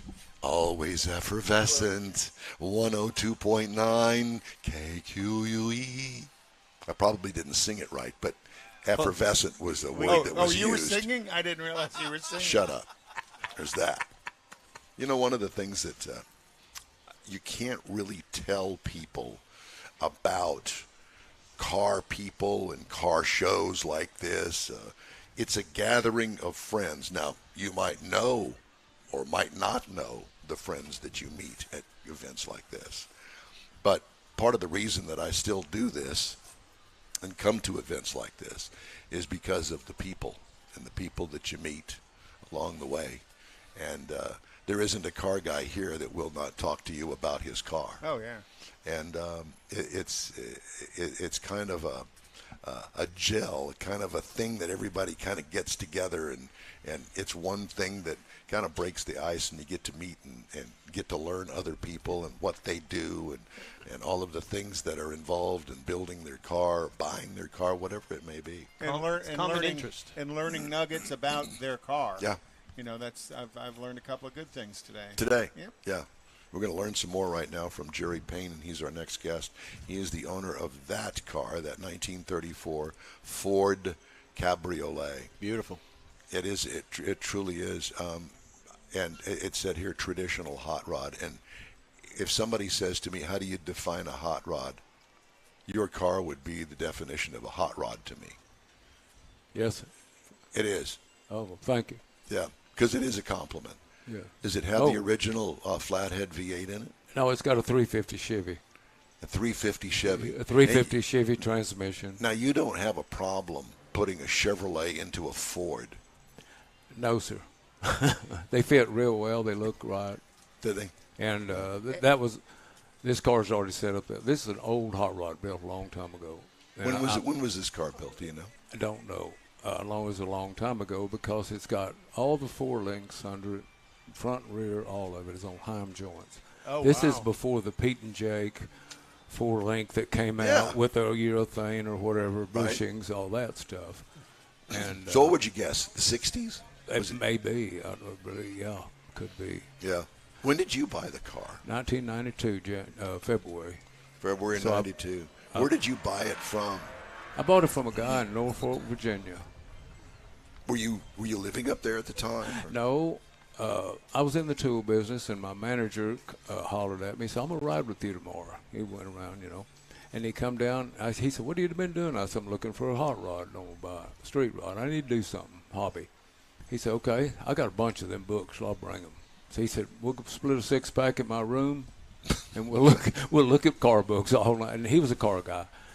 And we was looking. We went to a restaurant the next day. We was riding around, and I found that car in Hemmings. And I thought, wow, this car sounds cool. This is exactly what I'm looking for. No, really, I was looking for a 32 to 3.4 three-window coupe. But I thought, a Cabriolet, man, that sounds kind of cool. and it just sounded cool. So I got the pictures and ended up buying it. Flew up there one way and drove it home. I'll bet that drove it home from Norfolk, Virginia. Yeah, and that was quite a little. Where's home? San Angelo, Texas. Cool. It's right in the middle of the state, basically. West Texas, they call it, but it's kind of middle, really. And I bet it doesn't have the original top on it. What do you bet? No, it had a top, old top, and it was a pretty good top, but my wife and I went to Good Guys in Loveland, Colorado, and 15, and coming back, it got wet in the mountains over there a little bit, and we drove along, and it tore apart. It was just beating us up, the pieces. And yeah, I can so imagine. I finally pulled over, and we I told her, we got to put the top down. And she says, that mean we're not going to stop in Amarillo and spend the night? And I said, we're going home. And we got there about 4 o'clock in the morning. But anyway, I got this top. Kenny Quint put this top on me last year. It's nice. Yeah. Yeah. Nice fit and everything. Now, I assume that this has been converted to a 12-volt system. Yes, sir. Now, how do you handle the headlights on a 12-volt conversion on a 6-volt car, original 6-volt car? Is it just a bulb change? I think basically, yeah. I rewired this car. That's one thing the guy told me. He said the car, when I talked to him, on the phone about it, he said it really needs to be wired first. And I could tell somebody way back had wired it real neat. And then somebody just got in there, looked like a rat's nest. Yeah. I thought, oh, my God. And chopping and clipping and using bad connectors. Yeah, hey, you had to put a CB radio in 1975. And so, anyway, I bought a painless wiring kit for it. And do you remember how much that cost? $300-400. Wasn't bad. That's not that bad. I bought it in '92 when I, got home with the car. Right. And I talked to a friend of mine. That'd be about $1,000 today. A mechanic. And I said, Larry, I want you to wire my car. He said, no, you need to wire your car. I said, I don't know anything about wiring. He said, reason you need to wire it because you drive your car. So you and he said, if I wire it, you ain't going to know where nothing is. If you wire it, you'll know maybe how to fix it. Did they have a wiring schematic to kind of show you how to get it all done? It's a good kit. And when you order from Painless, did you have to tell them the body style, the accessories you had on it, that it was a Chevy I think they made car? a couple different ones. This was maybe the better one or something, and that's about it. It's basically a GM wiring diagram. And see, me being in the tool business, if I had any trouble, which I didn't know nothing, I'd see mechanics every day, all day long. Right. If I had trouble, and I'd say, "Hey, so and so," he said, "Oh, okay. What kind of wiring is that?" GM. Oh, they all knew GM, and I guess they've kept the same color codes for a long time back then. That starter back solenoid wire is still purple today. Mm-hmm. And they'd say, "Oh yeah, that's that purple wire." So you've mentioned a couple of times you sold tools. Who'd you sell for? Matco Tools. Okay. I was with them 19 years. Stowe, Ohio. Mm-hmm. Yes, sir. And Matco is one of Antron Brown's primary sponsors. It's also DeWalt. The company's really taken off since '84 when I got in. Yes, the tool trucks have collected lots of my money through the years, multiple tool trucks. But, yes. Good tools. Back in my Richardson days, it was Cornwell. Mm-hmm. I've got some Cornwell They're stuff. still I've around, got Matco. I got some Mac stuff. I've got some Snap-on stuff. Because each tool company, not that they're different, but, they sell a mid-deep wiggle head that you can't get from one brand, but you can from the other. So you got to get up in everybody's truck and look. And they'll carry the note for you. You guys finance. Did you really want to say that way? Yes. It's exactly right. Yeah. Exactly. He said that. Boy, did they like selling toolboxes? That was the one. That was the big expense. My God! And today the toolboxes. Sorry, we kind of got off the subject here, but the toolboxes. No, it's these. The toolboxes today have gotten so huge, you almost can drive the thing in. You need to pull a flatbed trailer to haul it out when you leave a shop. I mean, they have TVs in them. They got coolers in them. Refrigerators, they're all powered for the the internet and the computer stuff you need to do as well. That's true. I didn't even think about they that. They have to have that in today's Yeah. cars. So when did you retire from Matco? 2003, I think. Okay. So you were just getting into the bigger diagnostic stuff. Yes. The industry was. Yeah. Yeah, when I got in, the computer stuff was pretty new in cars, really. So you drive this a lot? How many yeah. miles has it got on it? Since You know, I really can't tell you because I've changed the gauges in it. I put some classic instrument. It's called a hot rod series that kind of has a convex lenses, kind of. And I wanted that look, kind of the traditional. I wanted to keep the look. The guy told me a long time ago, if you keep the look of a car all the way through it, it's the best cars. No matter what you like, if it's a real, Yeah, don't be changing it. He said, don't get a high-tech this and then, billet this and mix it all up. He said, stay in a genre. Yeah. But, is this the only hot rod that you have? No, I've got a 29 Ford hot rod fenderless roadster I bought a couple years ago. And does it run? I need to do some work on it. Yeah, but it was built in 80 before 2000, 99, 2000. It's been in street rodder actually twice. Oh, wow. That body. And it's an old hot rod deal too, And, It's funny you should say that because I ran across one at the Meekum auction. And this car was a hot rod. I don't remember what it was. But it was dated. It's like somebody put it in a garage and left it there for the past 40 years is what it looked like. It had the old wheels, and it was tired. It was dusty, and you could tell that it was period correct for that year that they redid it.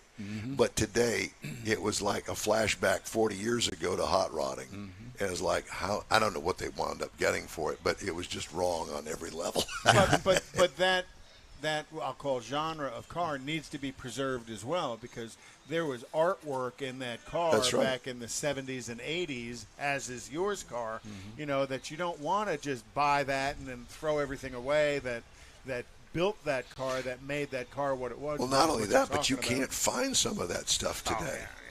Yeah, like this car. I just made changes that really you can't see what I've done because it's all underneath. The look was what I wanted. What did you do underneath? Oh, it's changed like the rear suspension quite a bit, the springs and all that in the front some, and stuff like that to get it to set right and ride better. So it doesn't have that 60 suspension under it anymore? They had some of those old GM coil springs that were about this big from about in the early 60s, and I found some about that big and had to do a bunch of work to put them in there, and stuff like that, and different shocks and stuff like that. Just to get the car set. So do you have just a nice garage, or do you have a shop? Or is it a shop garage? No, it was in my garage. Yeah. My neighbors probably hated me being out there at night after I was in the tool business working on it. Well, then probably park the tool truck out front, too. Yeah. And at least it's handy, That's right. If you needed something. Yeah. Did you ever borrow any tools off the tool truck and then put them back on the tool truck? Be honest. Oh, yeah. Statute of limitations is out. So That's right. He was test driving them. Why would you would have to. That would just be the norm. Right. Listen, I checked out this really expensive socket set last week, and it works really good.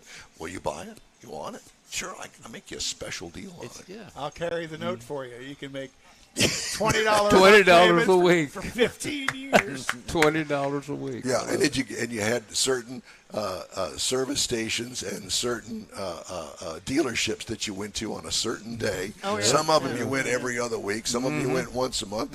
Some of them you went once a week. You had your place to park, and the techs knew you were there and come out.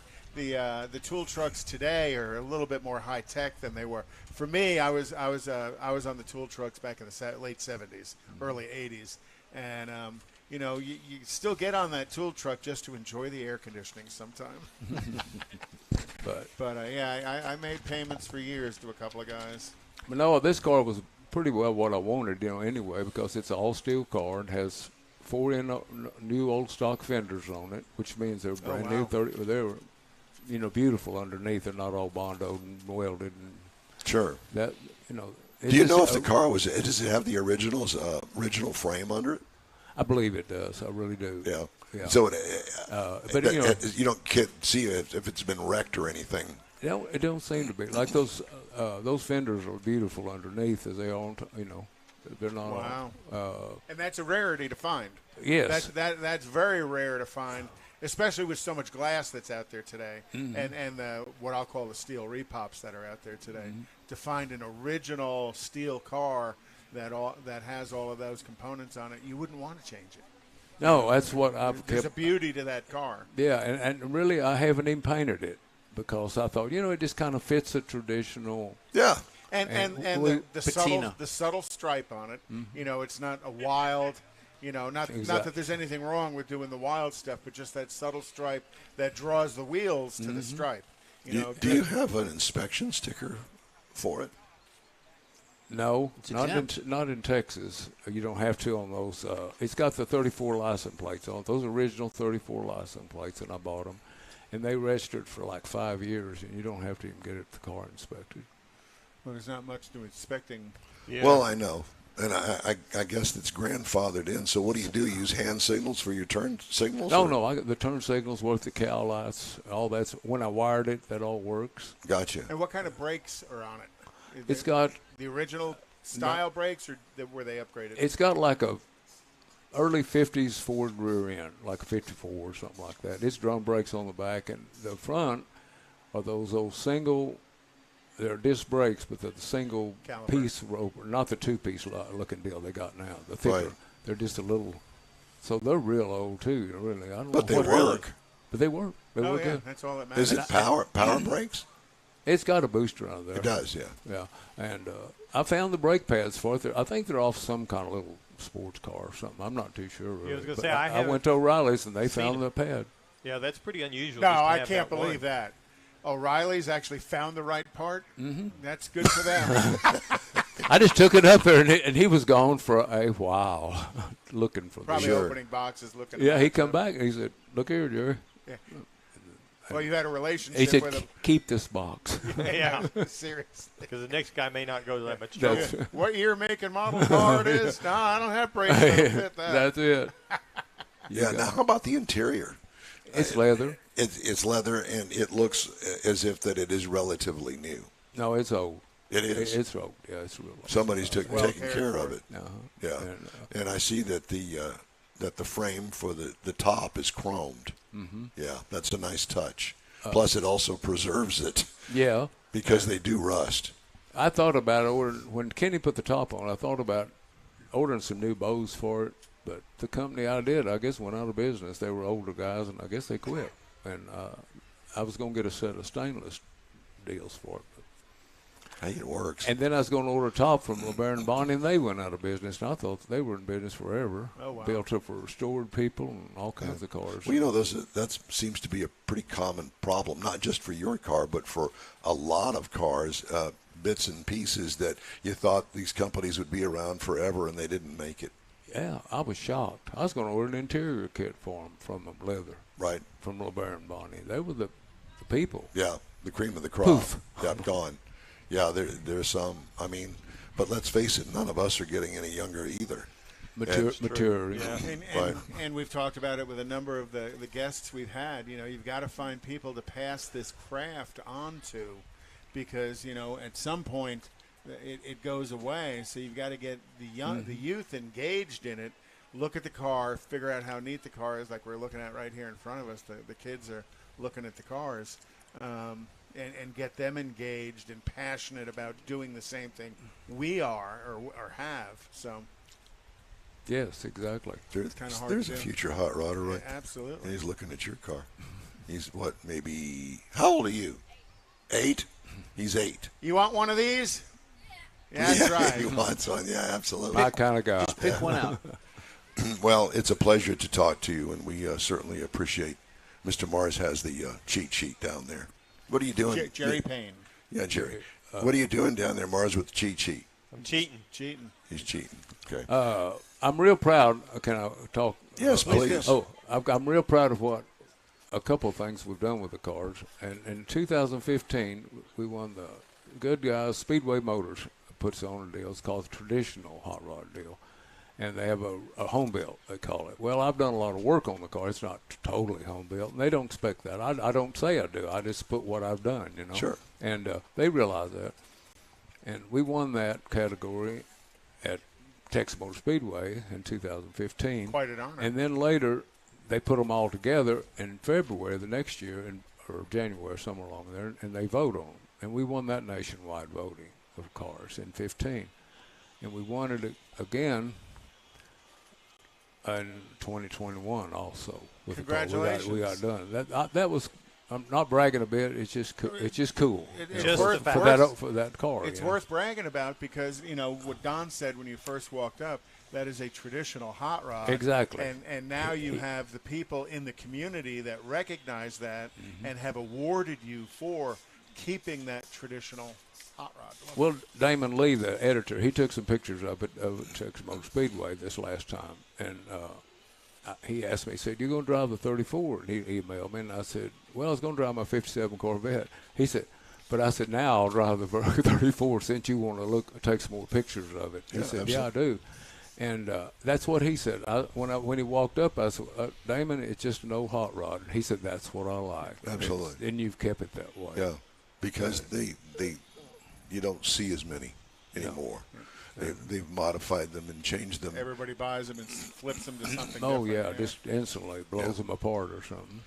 Well, Jerry Payne, thanks again. Your 34 Ford Cabriolet is stunning, and thanks for dropping by and talking to us. Thank you. We thank you very much. All right, time to move on here on the In-Wheel Time Car Talk Show. We'd love to hear from you, by the way. All you have to do is shoot us an email. The address is info@inwheeltime.com. Time now for This Week in Auto History, and I think that Conrad has that. What Did you get a little disjointed here and Yes. forgot where you were? So in 1903, Stanley Steamer relieved a patent for the steam motor vehicle arrangement of an engine on an axle and housing. So, you know, you go back in time, and those patents that were created back then ended up not paying the dividends that patents today do. But in 1909, the first Indianapolis Motor Speedway race was up in the air. They launched a bunch of balloons there. They had about 40,000 spectators when they launched these balloons at takeoff.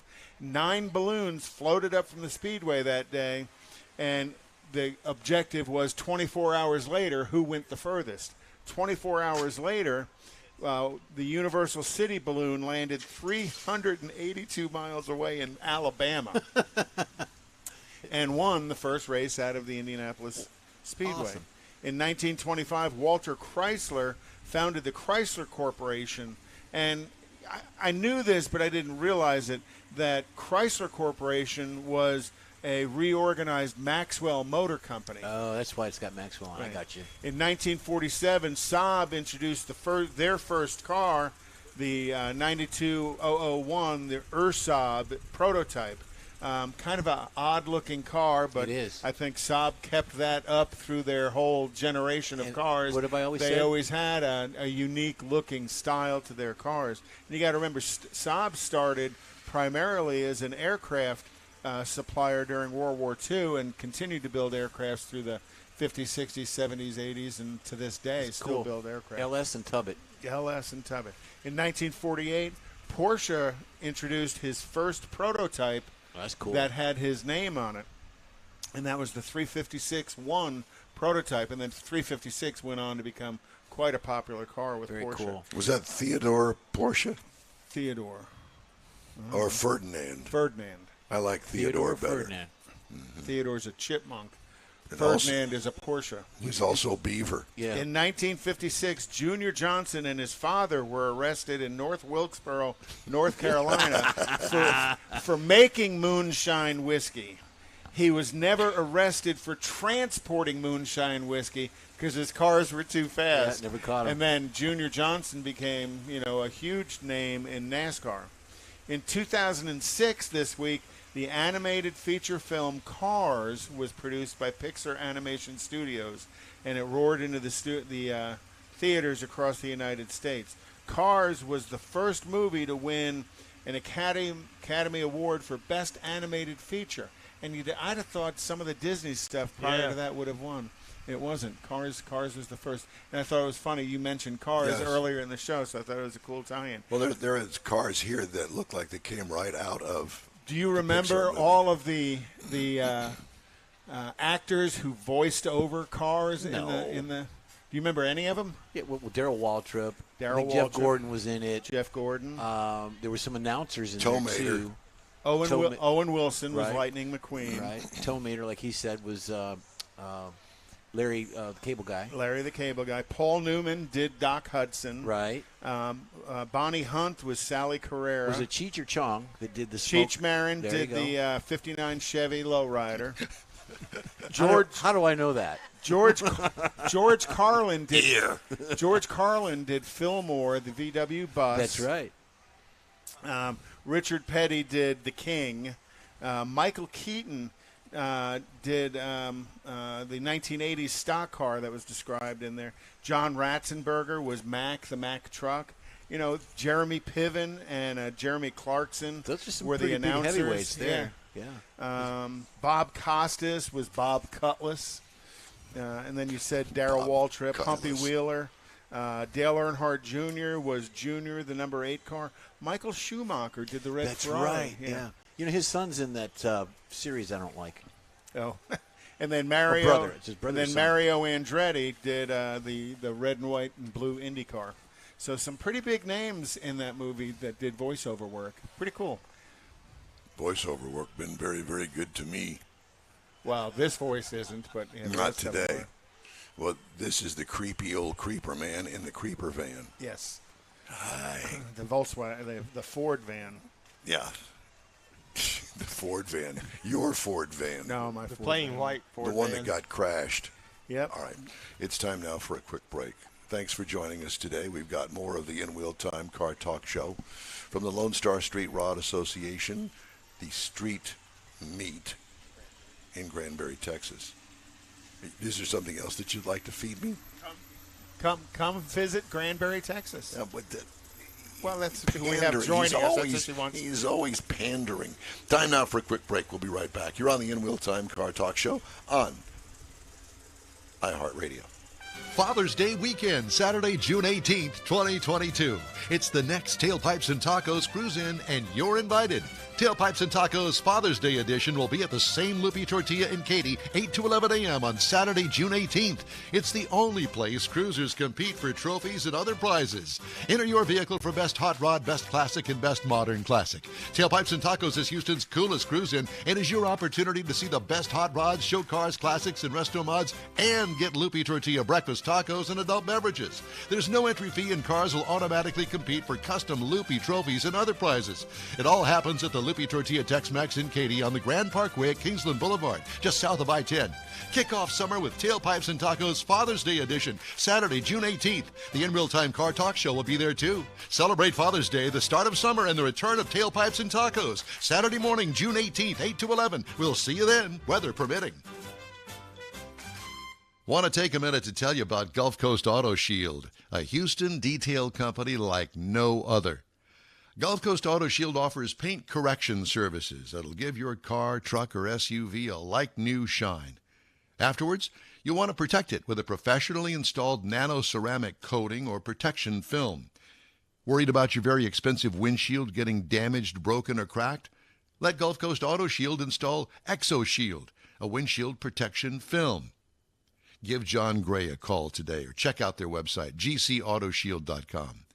Hey, whether you own a new, ultra-expensive, exotic, or a 5-year-old Suburban, Gulf Coast Auto Shield will help keep your investment looking like the day it rolled off the assembly line.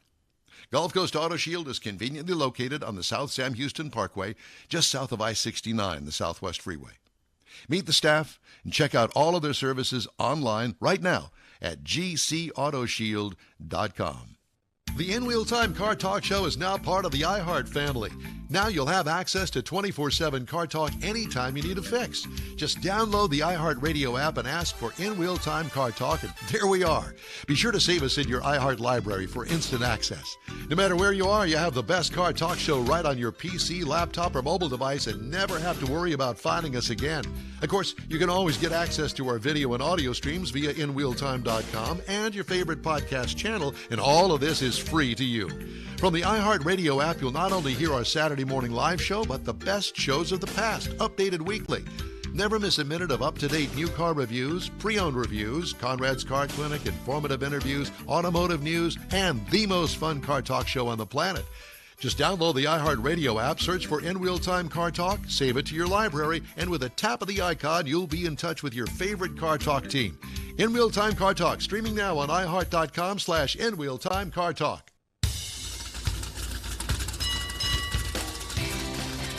And a good Saturday morning to you, pardon my voice. Live from the 47th Annual Lone Star Street Rod Association, the state run in Granbury, Texas. It's the In Wheel Time Car Talk Show. Just ahead, we talked to some more of the participants in this week's happenings out here. Jeff will have 5 cool classics you can get for under $10,000. I thought that was a pretty cool feature. Later, Conrad has this week's Car Clinic, and we'll also have the stories making automotive news headlines this week. It's all straight ahead on this edition of the In Wheel Time Car Talk Show. Howdy, along with Mike Out of This World Mars, All right. King Conrad DeLong. We need more Jeff Zekin. He's off camera, but by golly, he's here. I want to go join a pirate ship after listening to you. There you go. And that's it. And we have over here with us today, joining us at our remote event, is the fabulous and ever-popular David Ainsley. We thank you all so much for joining us today on our live broadcast. Again, pardon my voice. My pilot brought me this. So Don thought he'd bring it to us. Inside of a closed helicopter. I would hope it was closed. It was enclosed. Is that what you kids are calling it now? That's it. So my apologies.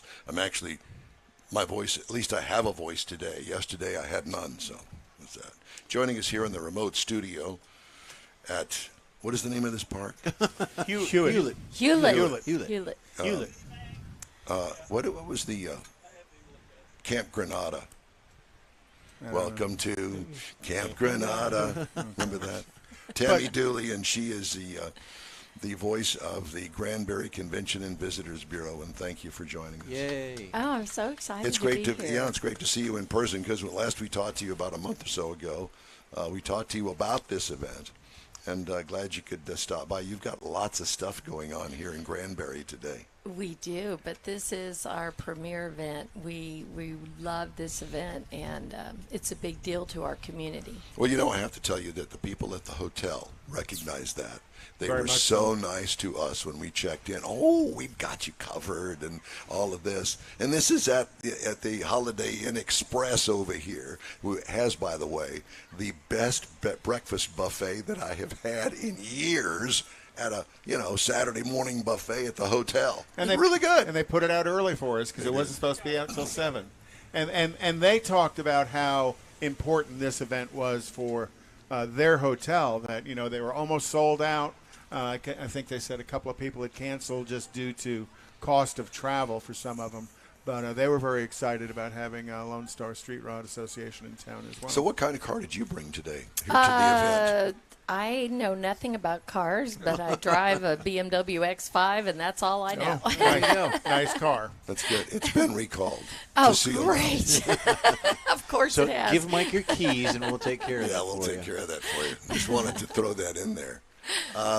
So there are other events happening here, and I'm kind of anxious to hear it because we've been here for a couple of hours. It's our last hour of the show. But I want to know about the other events that are going on here today. Well, there are so many things happening this weekend, and you're right. This event brings so many hotel rooms to the community, well over 1,000 for, over 3 days. And so, but we also have a big fishing tournament, the Rotary Fishing Tournament that's happening. So we have fishermen and fisherwomen everywhere. And let me just expand on that for just a minute. We did not know about the lake, much less the 29-mile lake.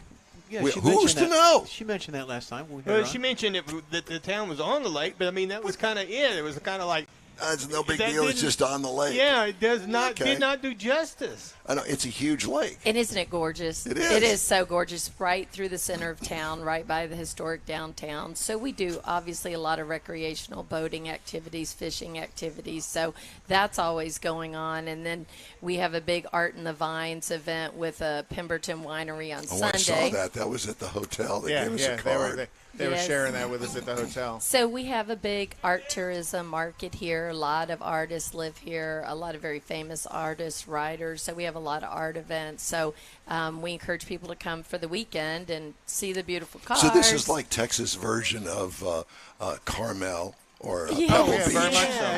Yeah. See, there you go. Exactly. I just gave that to you. Exactly. And then tonight we have a big girls' night out shopping event on the square. So I want to go to that. It is amazing. All you will see is pink everywhere, and they'll be shopping all over the square, and big award thing, not awards, door prize drawing and all that tonight at 7. So I heard they have a poker walk. Yeah, there's a poker walk through the too. shopping. Go. Yes. Wait a minute.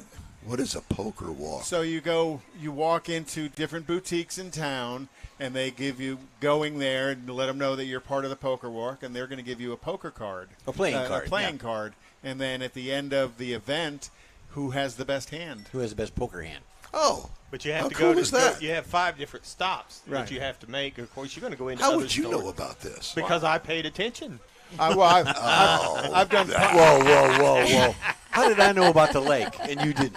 Well, I've done poker runs on boats where you stop at different marinas around to get get the cards and poker runs in cars. And first time I've heard of a poker walk. What a great idea! The Lone Star Street Ride Association has actually done this for years, and it encourages all of the visitors here in town to go to our historic downtown square. And our historic downtown square was the first downtown square put on the National Registry of Historic Places. So the whole square is in the registry, and it's just a big deal. And our community won Best Historic Small Town in America the last 3 years. Congratulations. For USA Today.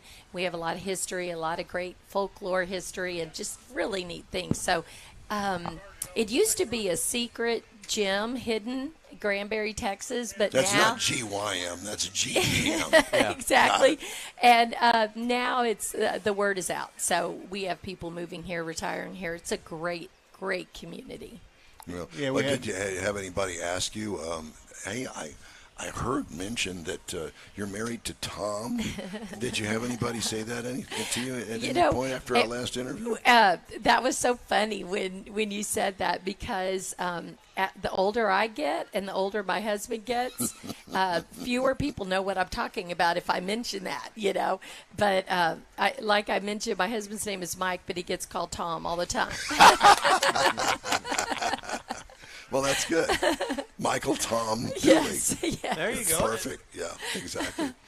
Well, besides all of the revenue that is generated by this particular event here, there's so many people that speak so highly of the actual community itself, and I think that speaks volumes. And this little Hewlett Park, I remember this time.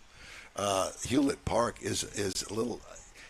It's more than a pocket park, but we would kind of consider this a little pocket park. It's so great. The city has many parks, and the BRA that controls the lake, the Brazos River Authority, has parks on the lake. And so, everyone's looking for recreational outdoor activities, and this is a perfect example of We were that. talking to a realtor last night. I was we about went to bring dinner. that up. Yep. Yeah, and she was wonderful, and she loves it here, has lived here for many years. And she lives on the water.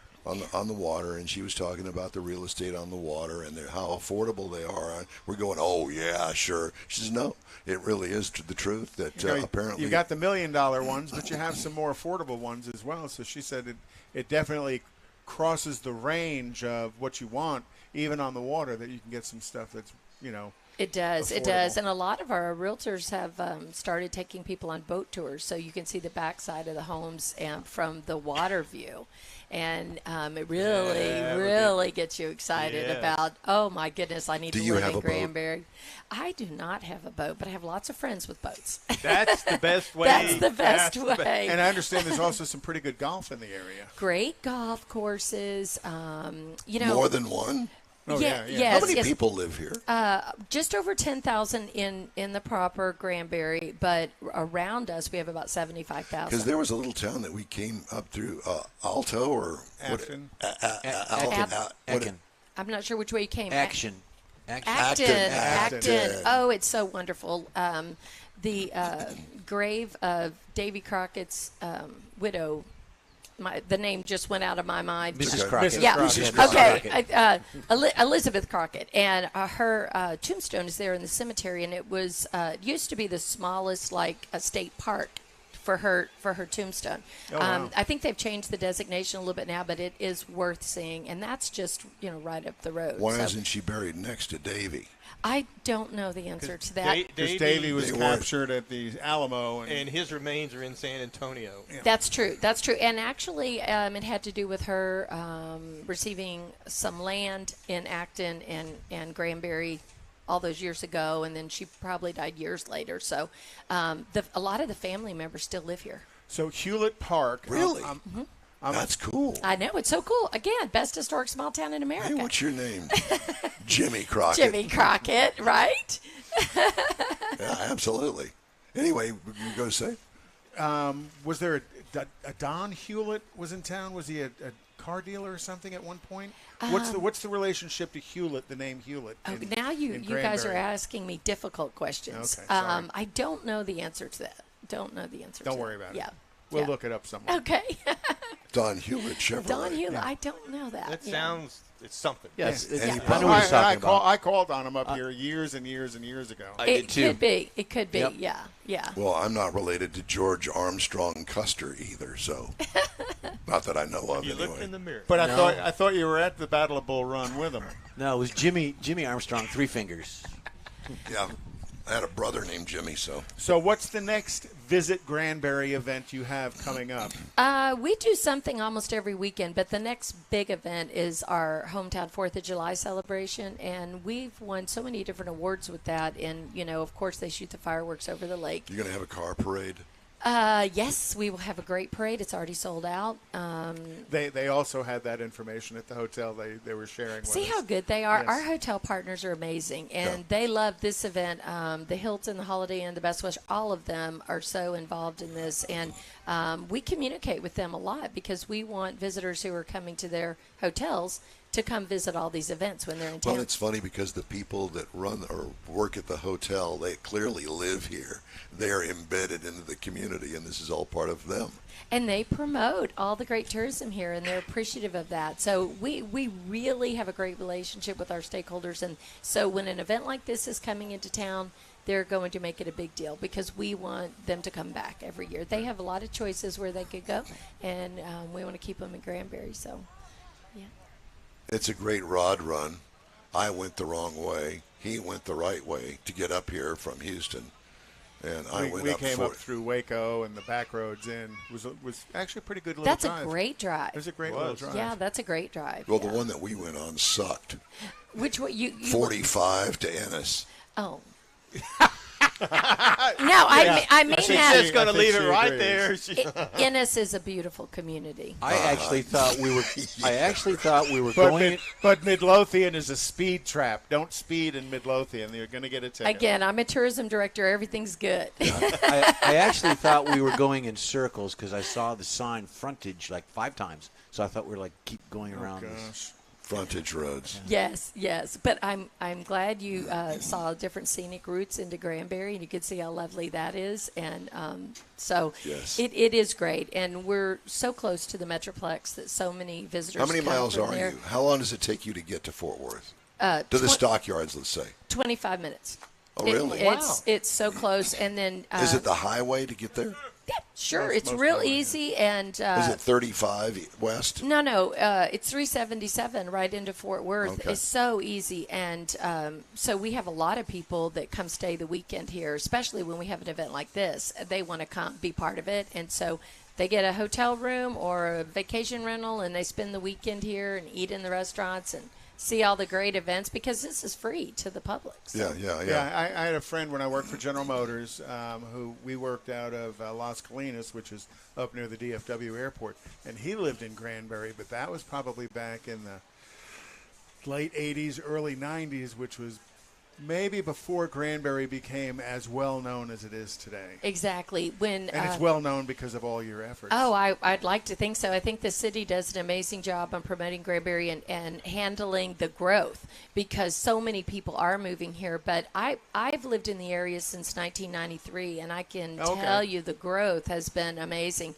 And now it's a whole different vibe here. I mean, the square, which years ago was filled with great boutiques and maybe some lunch stops, is now got all kind of great dining, restaurants, and then a lot of vacation rentals above the square. So it's its own world down in the square. So you can come out of the Opera House or the New Granbury Live, sing a show, and then go into great bars and have more entertainment and ice cream places. Yeah, all in walking distance, because Yes. when we came by, we kind of came through old downtown, and I noticed the Opera House. Yeah, well, I noticed the Opera House and some great-looking restaurants just walking, basically across the street or up the block from it. Exactly. I was on the square last night, and it was booming, and there were events happening all around the square, and we have a trolley, a beautiful Saw it at our hotel. trolley that picks up guests to all the hotels, most of the hotels, and it makes it convenient. They can take you right downtown, and now we have a new little trolley app that you can track the trolley and see exactly what time it's going to be where, and you don't have to wait at all. How long have you had this job? I've been here about 3.5 years. Lucky you. Yes, I love it. I absolutely love it. I have the best job in the world. Well, to live in the town that you're promoting and have lived here this long, you've learned some of the history of the town. Yes. as But well. it's a town like this. You can live in a town in another state and not really appreciate it and try your best to promote it. You could live in Muleshoe, Texas. Yeah, that's I've what I not was been thinking. to Muleshoe. Apparently you have. Yeah, there is a Muleshoe, Texas. I know that. There's a Goaty Bow, Oklahoma. I don't know that they'd be promoting it, though. Well, I'm just saying that, so she's got it. She's got it right. Well, I have I can tell you I have a long career in tourism, and I have promoted some communities that may not have been as wonderful as Granbury, but they were all great and unique communities. But I can tell you that it helps a lot when you have a great starting base, and that would be Granbury. So, Where are you from originally? I'm an Army brat.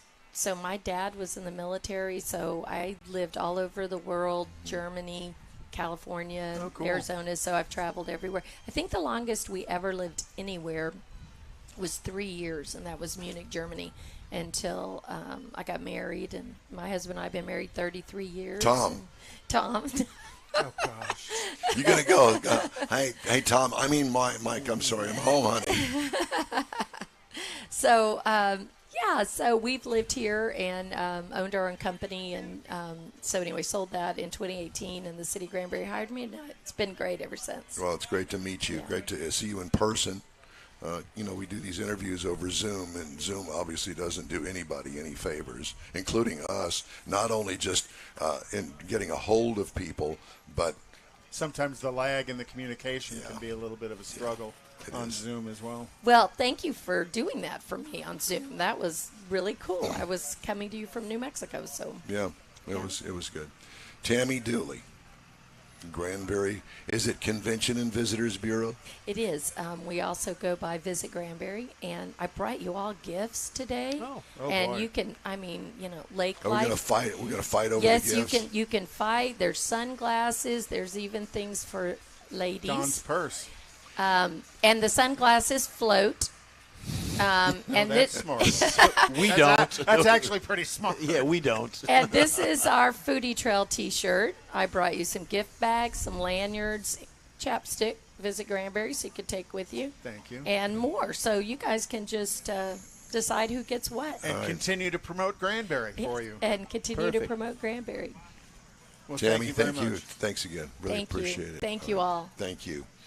And thank you for joining us on today's In Wheel Time Car Talk Show. Time now for the racing calendar. What do you got there, bud? Well, it's already started, or it's about to start, and that is the 24 Hours of Le Mans. Le Mans. Le Mans. Le Mans. So it starts at 11 o'clock this morning, and it goes until 11 o'clock tomorrow. 24 hours. Thank you. The good news is the Corvette team is on the pole and the front row. By the way, speaking of that, did you happen to see the new Cadillac GP hypercar? Oh my God! Is that thing unbelievable or what? They just debuted it this week. Yep. It's going to race next year. Anyway, go ahead. Sorry. And and the hope with that car is to get to Le Mans because it had to meet certain criteria to get to Le Mans, and the current Cadillacs are not certified to go race there. So, and then also June 26th is the 100th running of the Pikes Peak International Hill Climb. I'm not so much into that anymore since it's gone asphalt. Well, it's kind of lost its pizzazz. Richard Tomlin's going to be there, and he's got a couple of fun cars, and I think we're going to talk to him about what's going on. Not today. And then next weekend is the Bristol Dragway. This weekend, NASCAR is at Sonoma, which is a road course, which is always going to be fun to see. Formula One is at Azerbaijan. Azerbaijan. I like to say that word. And then on the 19th, they're going to be at the Canadian Grand Prix. IMSA goes to Watkins Glen on the 26th. And then IndyCar will be I'd like to go to Watkins Glen. Oh, yeah. It's a good historic place to go visit, even just the town. And then IndyCars will be at Road America tomorrow as well. IndyCars at Road America. Lots of racing this weekend. There's another place I want to go. I never went to Road America. No, I've never been there either. That's in Wisconsin, by the way. Okay. Wisconsin. Cheeseheads. Shut up. Wisconsin. Well, it's a good thing. It is a good thing. You ever had any cheese curds? Yes, I have. Squeakies is what they called them. They squeak when you rub them on your teeth. Jeff, that is a look for you, buddy. Thank you, brother. Yep, you're looking good. Thank you. Well, and speaking of Jeff, But it's you didn't time put now. the earrings on. It's That's time a now belly for button. Jeff's 5 cool classics under 10 grand. That's right. 5 cool. So 5 cool cars under 10 grand. I've got my video guy working on that right now. 1966, and these are in no particular order. 1966 Chevrolet Corvair, launched in the 60s. I had a 65. You did, and it was the second generation. Came 4 engine options, which was a 95, a 110, a 140, and a turbocharged 185 horsepower. Yep. So not particularly horsepower, but it is It what was. it is. It was a hot rod. Yeah. The next one would be a 1962 Ford Thunderbird, and I see there's some Thunderbirds across the way there. In 62, it's also known as most desirable regarding vintage cars, which makes the 62 Thunderbirds widely available, usually in great condition and still under 10 grand. Really? Yeah. Yeah, I wouldn't have thought that had been that under 10 grand. Well, I've got more, but the 5 and time will allow for 5. So 1968. No, we want to do 10. Okay, 1968. We've got time for 10. 1968 Mercury Cougar, which I like the car. Hideaway headlights. Well, it's all based on the Mustang, too, because the Mercury Cougars have never been as popular since their launch in 67. Shortly after the introduction of the Mustang.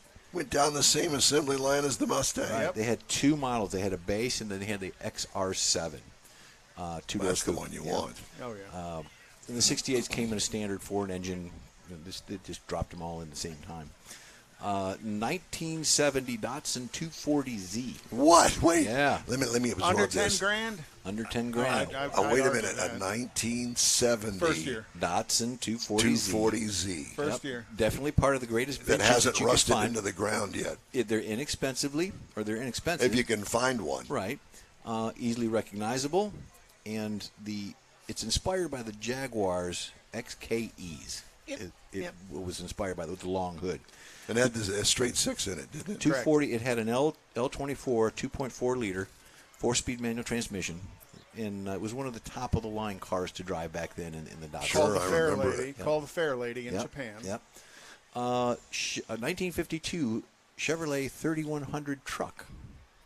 Commonly agreed that the Chevys between 49 and 53 were some of the best looking trucks ever made. That's unless really unless you're a Ford fan, right. I wouldn't think that. In spite of the popularity, it's still quite easy to find them. They're cheap and on sale in certain places. They're not going to be pristine and rebuilt and everything, but you got to do that yourself. Came with a straight 6, either in a 216. That's a 235 blue flame. 235 or a 261. Yep. You can drop a 350 in it, according to this. Tub it out. LS. Thank you, Don. Yeah. You've got it written down. Yeah. So those are the top 5. Yeah. Some of those really surprised me because I really didn't think the 240 would fall in an under $10,000 category. Yep. I had a 57 Chevrolet half-ton pickup truck. I bought it from a mechanic at Richardson Chevrolet. Oh, saw my you God. coming. Yeah, saw me coming. I don't know how much I paid for it. It wasn't much. I was really getting into the Corvette, so I took the 77 Corvette off the street. And I needed a car to drive every day while I was working on getting the Corvette fixed up for show prep, if you will. The Trailer Queen. No, it never went. Well, it only went on a hauler one time to Oklahoma City, and it was a terrible mistake. But at any rate, the 55 had an extra gas tank in it, had custom interior bucket seats, huge homemade console, air conditioning that hung underneath the dash, all the stuff that you need, including a CB radio. Oh, yeah. You had to have a CB. Breaker 19. That's it. And what was your CB handle? Texas Skywave. Texas Skywave. You were doing helicopters way back then? Nope. How did you get didn't have Skywave? Just FB radio. Oh, okay. That, remember? See, I used to be on the radio. You were a visionary because now you're in the helicopter waving at people in traffic. So you were Texas Skywave. Yeah. Okay.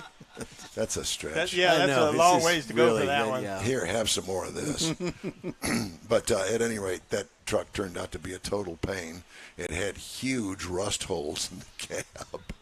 And it still had the gas tank behind the seat. Oh, yeah. And the extra one. A safety feature. Yeah. And wanted to make sure the other you one burned was to in the death. bed. Yep. And it had a tooth missing on the grill, on the flywheel, on the starter, plate. the ring gear. No, the plate, bolt up to the transmission plate. The flywheel. They had an automatic. Well, what do you call it? Flex plate. Flex plate. That's it. Had a tooth missing. So every now and then you'd have Oh to. my God! And it would leave me in the worst. It wouldn't crank because the tooth was missing. You just get a breaker bar with an inch and a half. Yeah, right. And you're on a date. And you just rotate the crankshaft a little bit, and then it would start. That's what you would do. I wouldn't do that. So what else did you do? Wait for your mom and dad to come pick you up when you were on the date? No, I did not. So I left she the car. pushed. She pushed. She pushed. Hey, the car won't start. Can you push? Get out. It's only a mile and a half till we get home. Yeah, it's going to be your dad that's after us. So. Yeah. The In Wheel Time Car Show streams on iHeartRadio, Facebook, YouTube, and InWheelTime.com. Podcasts available on your favorite podcast channel. In Wheel Time Car Talk Show continues right after this quick break. Father's Day weekend, Saturday, June 18th, 2022. It's the next Tailpipes and Tacos Cruise In, and you're invited. Tailpipes and Tacos Father's Day edition will be at the same Loopy Tortilla in Katy, 8 to 11 a.m. on Saturday, June 18th. It's the only place cruisers compete for trophies and other prizes. Enter your vehicle for Best Hot Rod, Best Classic, and Best Modern Classic.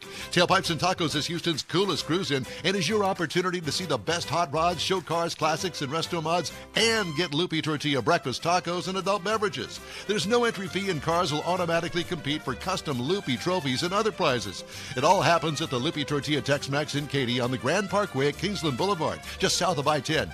Kick off summer with Tailpipes and Tacos Father's Day edition, Saturday, June 18th. The In Real Time Car Talk Show will be there too. Celebrate Father's Day, the start of summer, and the return of Tailpipes and Tacos. Saturday morning, June 18th, 8 to 11. We'll see you then, weather permitting. Want to take a minute to tell you about Gulf Coast Auto Shield, a Houston detail company like no other.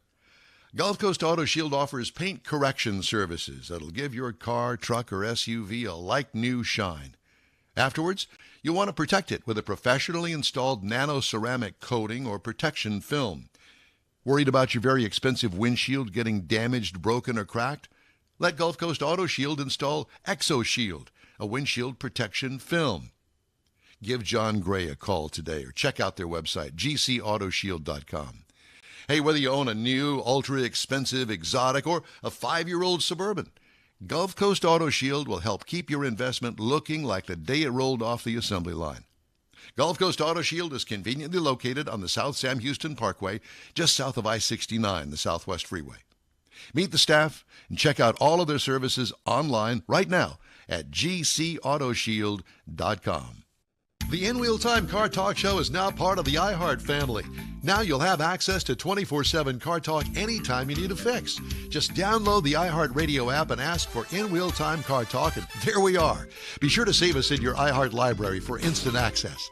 No matter where you are, you have the best Car Talk Show right on your PC, laptop, or mobile device and never have to worry about finding us again. Of course, you can always get access to our video and audio streams via InWheelTime.com and your favorite podcast channel, and all of this is free to you. From the iHeart Radio app, you'll not only hear our Saturday morning live show, but the best shows of the past, updated weekly. Never miss a minute of up-to-date new car reviews, pre-owned reviews, Conrad's Car Clinic, informative interviews, automotive news, and the most fun car talk show on the planet. Just download the iHeart Radio app, search for In Wheel Time Car Talk, save it to your library, and with a tap of the icon, you'll be in touch with your favorite Car Talk team. In Wheel Time Car Talk, streaming now on iHeart.com/In Wheel Time Car Talk. Live from the 47th Annual Lone Star Street Rod Association Street Run in Granbury, Texas. I might as well go with it. Yeah. Pretty good at that. Thank you. It's the In Wheel Time Car Talk Show. Just ahead, we talk to another participant in this weekend's events here at Hewlett Park. Conrad has the car clinic, and we'll have this week's auto news. Howdy, along with Mike Out of This World Mars, King Conrad DeLong. We need more Jeff Zekin, and our ever-popular and effervescent engineer, ladies and gentlemen, Mr. David Ainsley. That's the hand that you see coming in. That's the hand. Yeah, that's David and Jeff over there. Uh-huh. And why are we having it this way? Because if we don't, you're not going to be able to see anything. So if you wanted to see something, look at me. We thought that Conrad would put me front and center. Wow. Actually, look at our guests' cars, because they have had some wonderful cars have showed up today. So I want to introduce you right now to Randy Daigle, and he is the owner of that 1940 Ford Coupe. Beautiful. Yes. Thank you. And you're another one of those that puts a Chevrolet engine in a Ford. Yes. Yes, Okay. sir. I want you to tell me. It's good to meet you, by the way, and thanks for coming by and talking to us. No problem. I want you to convince me that that's the way to go. Instead of putting like a Ford Coyote engine in it or something else. Tell me. Yeah, there's a couple reasons. Yeah. First one, we do a lot of traveling. Yeah. And if you should break down, there will be, if you're out in the middle of nowhere, an old farmer will have an old broken down Chevrolet out in the pasture, and you can get a part off of that thing that'll get your car running. Do you speak from experience? Probably a couple times. and I can hear Randy Weldon, one of our Ford friends, saying, listen to the common thing. He broke down in a Chevy, and the farmer had a broken down Chevy. That's about the size of it. But you're talking about an engine they probably made 100 million of through the years. There's so many parts out there, and they're cheaper. Availability. Yes, sir. They're cheaper than a Ford? Go find a Coyote park someplace in the middle of a field. Yeah, well, I don't know. That's why I'm saying. You need to convince me that that's the way to go. Okay, I get it.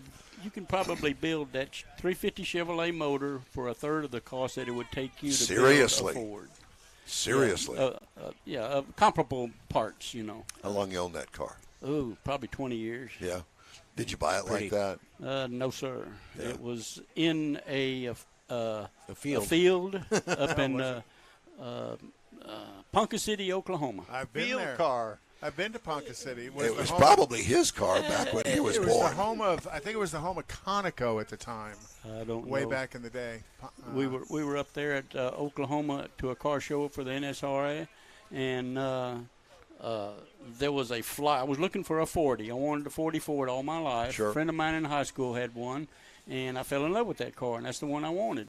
And in the meantime, I found that somebody was selling one, had several cars, and this was one of them, and it was in pretty rough shape, believe me. I had to do complete complete restoration. Did you take the whole thing apart? Everything? Oh, yes. Everything. Did you take the body off the frame and yes, all that? Yes, sir. Wow. Sandblasted it, new floorboards, everything, the whole thing. And you did it all yourself? Yes, sir. Wow, man. The only thing I did not do is the paint, the exhaust, gas, and interior, the glass and interior. Yeah. But other than that, I did everything else. Well, you did a stupendous job. That Thank is really a pretty car. What color do you call that? It's a 2004 Mitsubishi Green. It's called New Zealand Green, or PPG calls it Tahitian Green Pearl. So it's a great color because it's not one you see on a lot of street I'm just going to roads. say you never see it. It's a cool, darker, metallic green that really you don't see very often on street roads. Well, my wife told me, she says, the next car you build, I want it green. Green is not my favorite color. But I saw that color on a 2004 Mitsubishi going down the highway, and I like that color. That's the color it's going to be. And you're married to the person who told you to paint it green. Yeah, she's got to make her happy. She's the boss. Yeah, all of them are. And I like the old American racing wheels as well with the argent centers. Kind of sets the green off. Pretty cool. It's kind of got that bullet look to it. Yeah, the bullet Mustang green and those wheels. Yeah, everything about it. Yeah, it's beautiful. Exactly. It's a good running car. We go a lot of places. Been to Utah and back. I mean, so you put miles on it. Not afraid to drive it. That's good. Well, that's what you built it for. You know, I went the other way back in 1977 when I took the new Corvette, took it off the street. I didn't know what I was doing. Took it off the street and, put the $1 million paint job on it and all the chrome under the hood and won the big trophies and all of that. But I couldn't drive it. Mm. What good is that? Yeah. And so I got a car now that I can drive, and I truly enjoy doing it. So how many miles have you put on it, do you think? I got right at 48,000. AC work good? Yes, sir. Is it vintage air? Yes, sir. It sure is. You got shaved handles, so you got door poppers on them? Yes. Mm-hmm. I can surprise people that way. There you go. Yeah. Vintage air does a nice job. I mean, to fit so many different vehicles with a small collection of what they have available. They do a wonderful job of throwing cold air at you, which is so important. And it's a custom unit, and it fits up. It's you can put it under the dash where it's not exposed and everything, and different. It's not like louvers. It's not like the hang-on air conditioning you used to get back in the 60s the and great 70s. Big ones that are like the big aluminum thing that was underneath the dash took up all the footwell space. But those truly are the better. You ever been to a good guys meet? Oh yes, sir. Fort Worth. Tell me about the good guys meet. I want to know about that. I've never been to one. I stood outside the fence. They go all out. They've got entertainment, and at the Fort Worth show, they have at the racetrack, NASCAR racetrack. We've been to one up in Dallas at the baseball stadium. No, sir. Well, it's okay. Yeah. Anyway, that's a long time ago. Right. But anyway, yeah, they put it on all over, and they put on a good show. And there's a lot of people. They'll have over 6,000 cars there. Wow. And but they bring a swap meet or something to it as well? Yes, sir. Yep. So if you're looking for that specific part that you need, probably one of the best places to go. It's a pretty good size swap. But with 6,000 cars, you can't have a 6,000 car show in a place like this. No. And that's the charm of some place like this. Right. And going to one of these smaller shows, you get to know the people here. You'll wind up running into a lot of them at the Good Guys event, and a huge event like that. And I'm sure that you've done that. So are you a member of a 34 group or a 35 or 40 or anything like that? We're sort of a member of a TIP group. What is that? Which is it's just a group of guys that came together. It's not a club. We don't put on any shows, but we travel around together, and some of us have gotten older, and it's kind of you two cruise together. So, yes, sir. So what does TIP represent? I knew you were going to I ask me had that. to ask. It's totally independent person. And I'm keeping it clean. I like it. Now, I think I overheard you say something about the fact that you're from Louisiana originally. No, sir. I'm born and raised in Houston. Oh, you are? My dad was from Louisiana. I see. came over to Houston. Were you born in St. Joe's Hospital? Yes, sir, downtown. How'd I know that? Because you were probably born there. I also. wasn't, but I got there as quick as I could. Yes, you're the generation that was born there. Yeah, exactly. Yep. Yeah, where'd you go to high school? Stephen F. Austin. Yep. In U of H, and that's the only education I got, other than what I've gotten myself. Yeah, well, and we've all been right there with you in getting that education. So you've been a car guy all your life? Pretty much, yes, sir. I probably started at about 10 years old working on lawnmowers and stuff and progressed from there. Yep, I'm right there with you. So you had the little string to pull on the governor when you were working on those little Briggs and Strattons. I did. No, I actually had baling wire. I could tie it back. Yeah. No, I just didn't want to get caught. Yeah. So, what was your first hot rod? What was your first car? Well, my first car was a 55 Ford that I bought in high school. The engine was blown up in it. I fixed it and drove it. And, of course, I went to the service, and the car stuff kind of gave me a break. And then when I got out, I got into it, and you haven't stopped since. Yeah, right, pretty much. Now, is this the only hot rod that you have? No, right now it is, yes, sir. I had a 34 Ford four-door sedan, Bonnie and Clyde car. Yeah. And I had a flathead, or no, it had a Chevrolet motor in it. I went through it completely, also, just like I did this one, and then I had the. Well, I just finished a '64 Falcon, and I've sold it. Oh wow! And this is the one I'm going to keep. This is my baby. Yeah. And it's very reliable. Takes me anywhere I want to go. And are you a racing fan? Used to be. What kind of racing? Drag racing. Drag racing. Yeehaw. So Houston International. Houston International or Dickinson. Dickinson. Yeah. Yep. Back in the old days. Dan, yeah. It's funny. Some of us are. I'm sorry. All of us are. Yeah, take that back. Yeah, not you. Take your hat off. Oh, wait a minute. So to that end, I went on the hot rod tour of Texas. Okay. And part of the tour, the 3-day tour from Victoria on up to this part of the state, we had a stop at a drag strip near Dripping Springs. Mm-hmm. And great little facility, mom and pop operated, had a great time. But I realized that I hadn't been on a drag strip. Last time I was on a drag strip was at Houston International Speedway. So that'll tell you how old I am. Well, there was 2 tracks that I raced at. Porter. Oh yeah. Which is in Humble. Under the trees. Yeah, that's where I went. Yep. Okay. Yeah, dirt field for barbecue pit, everything. Yeah. It was a good track, though. It was a good track. And then there was a little old abandoned airstrip in Dayton. I don't know if you ever went out there, but that was like a locals thing. We would go out there on Sunday.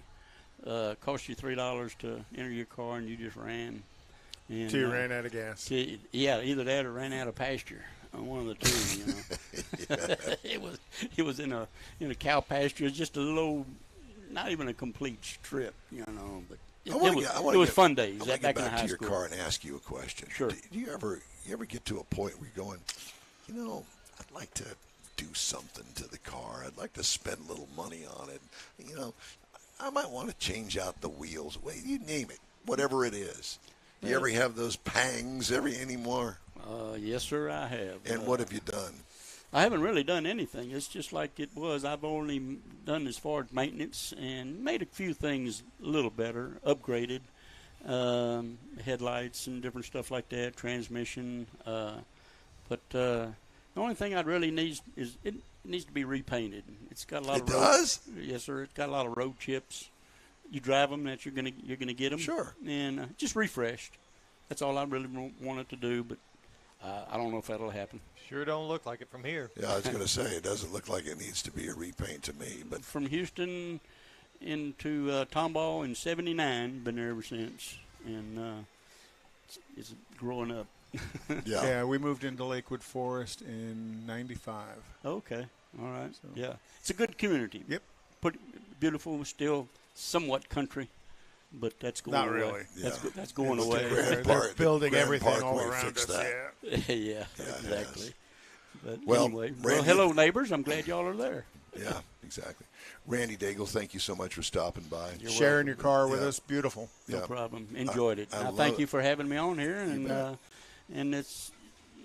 we're good people. I know that. Absolutely. Yeah, absolutely. You know, I have to compliment you on one little thing that I see on your car. It says Ford Deluxe on the hood. That's a nice little touch. Most people don't do that.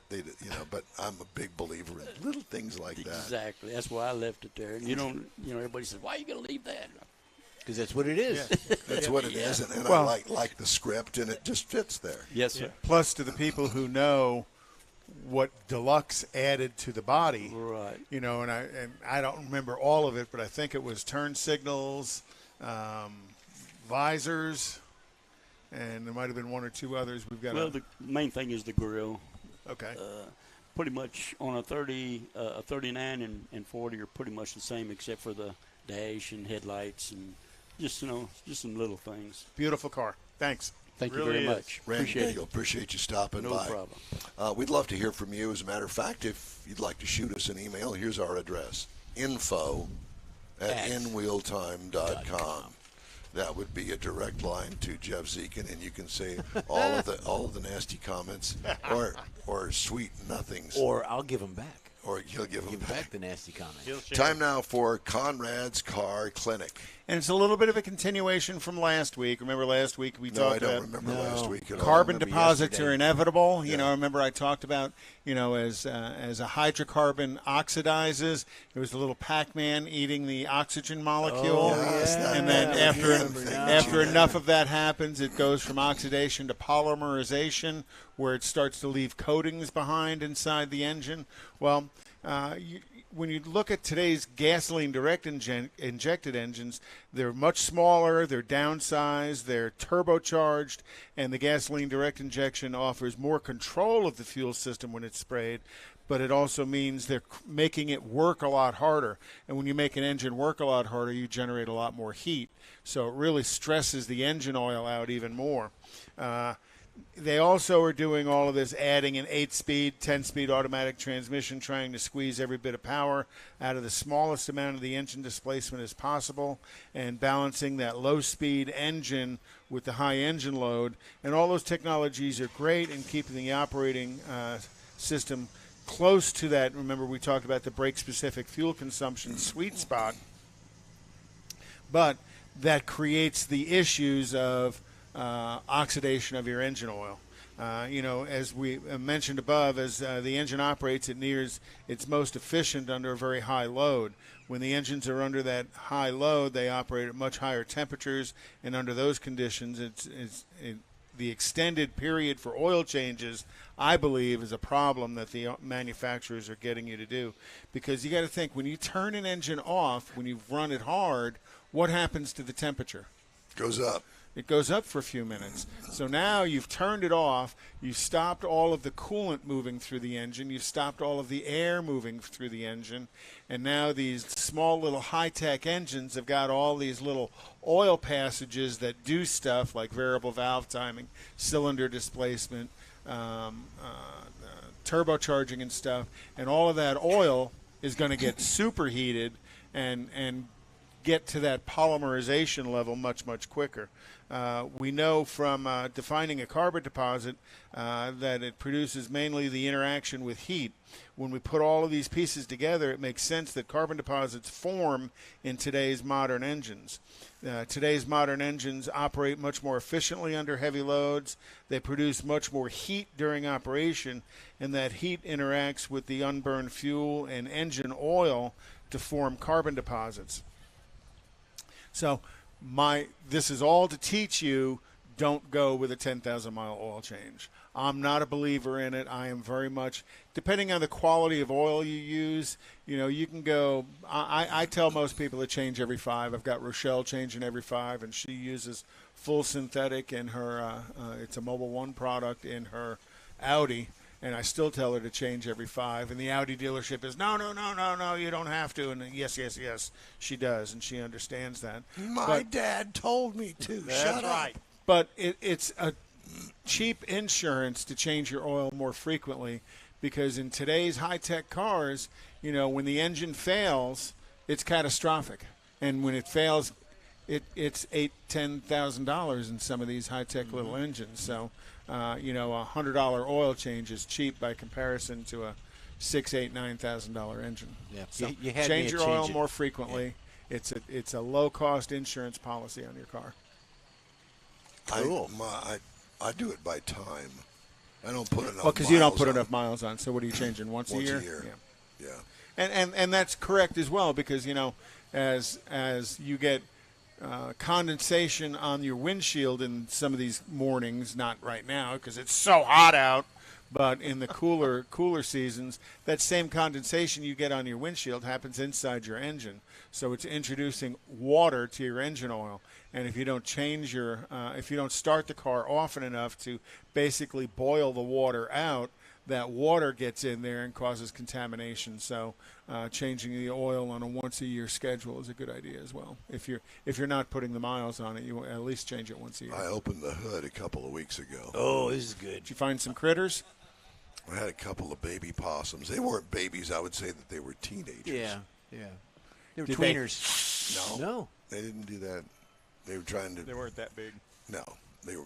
I mean, the bodies were probably that big, but it kind of took me back. I had to look at them because at a distance, they almost looked like a rat. At a distance, yeah. They're like gerbils, about the size of a gerbil. Yeah. Anyway, so they went down, and that was the last I saw of them.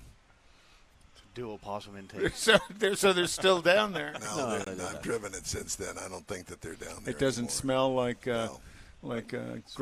Granny and Jethro's lunch. No. Nothing worse than stinky possum. None of that. Yeah, dual possum intake. So they just ran away. They did the wrong way. Yes, they did. We hope. We do. Well, that might be a good story for a future Conrad's Corner is what do you do to keep the critters out from under your hood? Yeah, vagrants under the hood. Vagrants. It's funny because what I did Varmints. what I didn't do was I have mothballs, which are very expensive, by the way. Yeah, and hard to get. And hard to get. And I paid $5 for 2 bags of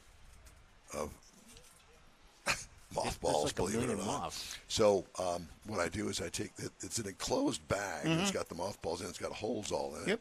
Just lay it right there on top of the intake manifold. They don't like the smell. No, neither does anybody else. But they don't have rabies and they eat insects. Correct. But they're, They eat it's ticks. not. Yeah. It's They just will not. also chew on plastic. I've not had that experience. Yes, you have. No, that was rats. Okay. Well, Same rats. thing, yeah. No, I take possums. that back. Squirrels. It was squirrels. squirrels because they left their Because I nut. remember James fixed it for you. Yeah, they had the nut droppings on top of the manifold. That's how I knew it was squirrels. Easy. And Mars, has, did you know that there were nut droppings? on top of his manifold? I haven't looked at your manifold in a long time. And has so I your- do not has know. your- You want to now? No, that's all right. I'll take your word for And it. has your car worked fine since James Yes. fixed it? Yeah, Good for him. that works great. Yep. Thank you for asking. You're welcome. Well, I wasn't going to do anything if it didn't, but glad to hear your air conditioning works A lot correctly. of moths, I'm telling you. All right, time now for a couple of stories making auto news headlines. Since we're running out of time, I needed to kind of edit what I'm going to tell you. I don't care about reports of Honda pilot engine failure probed by NHTSA. Wholesale used vehicle prices ticked up slightly Saw in that. May, according to Mannheim. Still going up. Oh, here's one. Are you into Toyota Sequoias? Well, It's a the good SUV. redesigned 2023 Toyota Sequoia will start at $59,795 with the goal of tripling sales. Good luck on that. Well, built off the new Tundra truck platform, I think they probably will because they weren't selling a whole lot of Sequoias last year. Oh, my God, they were 14 years old, Yeah. And like by the truck. And by the time they get here, we ought to be up about $7 a gallon. Exactly. Michael. Soaring U.S. traffic deaths will be the subject of exceptionally timely House hearing. That's coming up. Last year, traffic deaths jumped 10.5% to 42,915, marking the highest number killed on U.S. roads in a single year since 2005. Everybody getting back on the road after COVID. Yeah, and the other problem is that, forgot how to drive. Well, and speeding. And less traffic. Some people have a tendency to take advantage of it. Sam Houston Tollway is a harbor of. Well, I understand the new Grand Parkway. The cops are really aggressive out there. They should be. Yeah. Speed limit to begin with is 75 out there in the high end of it, and you know what? Just stay the speed limit. 75 is fine. It's sufficient. Yep. Here's one I had to get in. You ready? Former Hollywood movie producer Harvey Weinstein, now in prison for being convicted of sex crimes, on Tuesday sued the U.S. business of Fiat Chrysler automobiles over a 2019 crash in which he flipped a Jeep Wrangler while trying to avoid a deer. Too bad it didn't kill him. Oh, that's not in there. I'm sorry. Wait. Weinstein is seeking $5 million in damages, saying the August 17th, 2019 accident in Bedford, New York, about 40 miles north of Manhattan, left him catastrophically injured and rendered paralyzed with significant and continuing conscious pain and suffering from what his lawyer called severe spine and back injuries. He's a lion sack of horse manure. According to the complaint filed in New York State Court in Manhattan, Weinstein was wearing his seatbelt when the brakes on the 17 Wrangler failed as he approached the deer, causing a rollover. Weinstein underwent back surgery that year, used a walker during the trial, hyped it up. He's awaiting trial in Los Angeles on other alleged sex crimes from 2004 to 2013, and he's pleaded not guilty. Wonder if he's getting his back exercised while he's in prison. Easy. David, could you turn on the commercials, please? Thank you. Father's Day weekend, Saturday, June 18th, 2022. It's the next Tailpipes and Tacos Cruise In, and you're invited. Tailpipes and Tacos Father's Day edition will be at the same Loopy Turkey to see the best hot rods, show cars, classics, and resto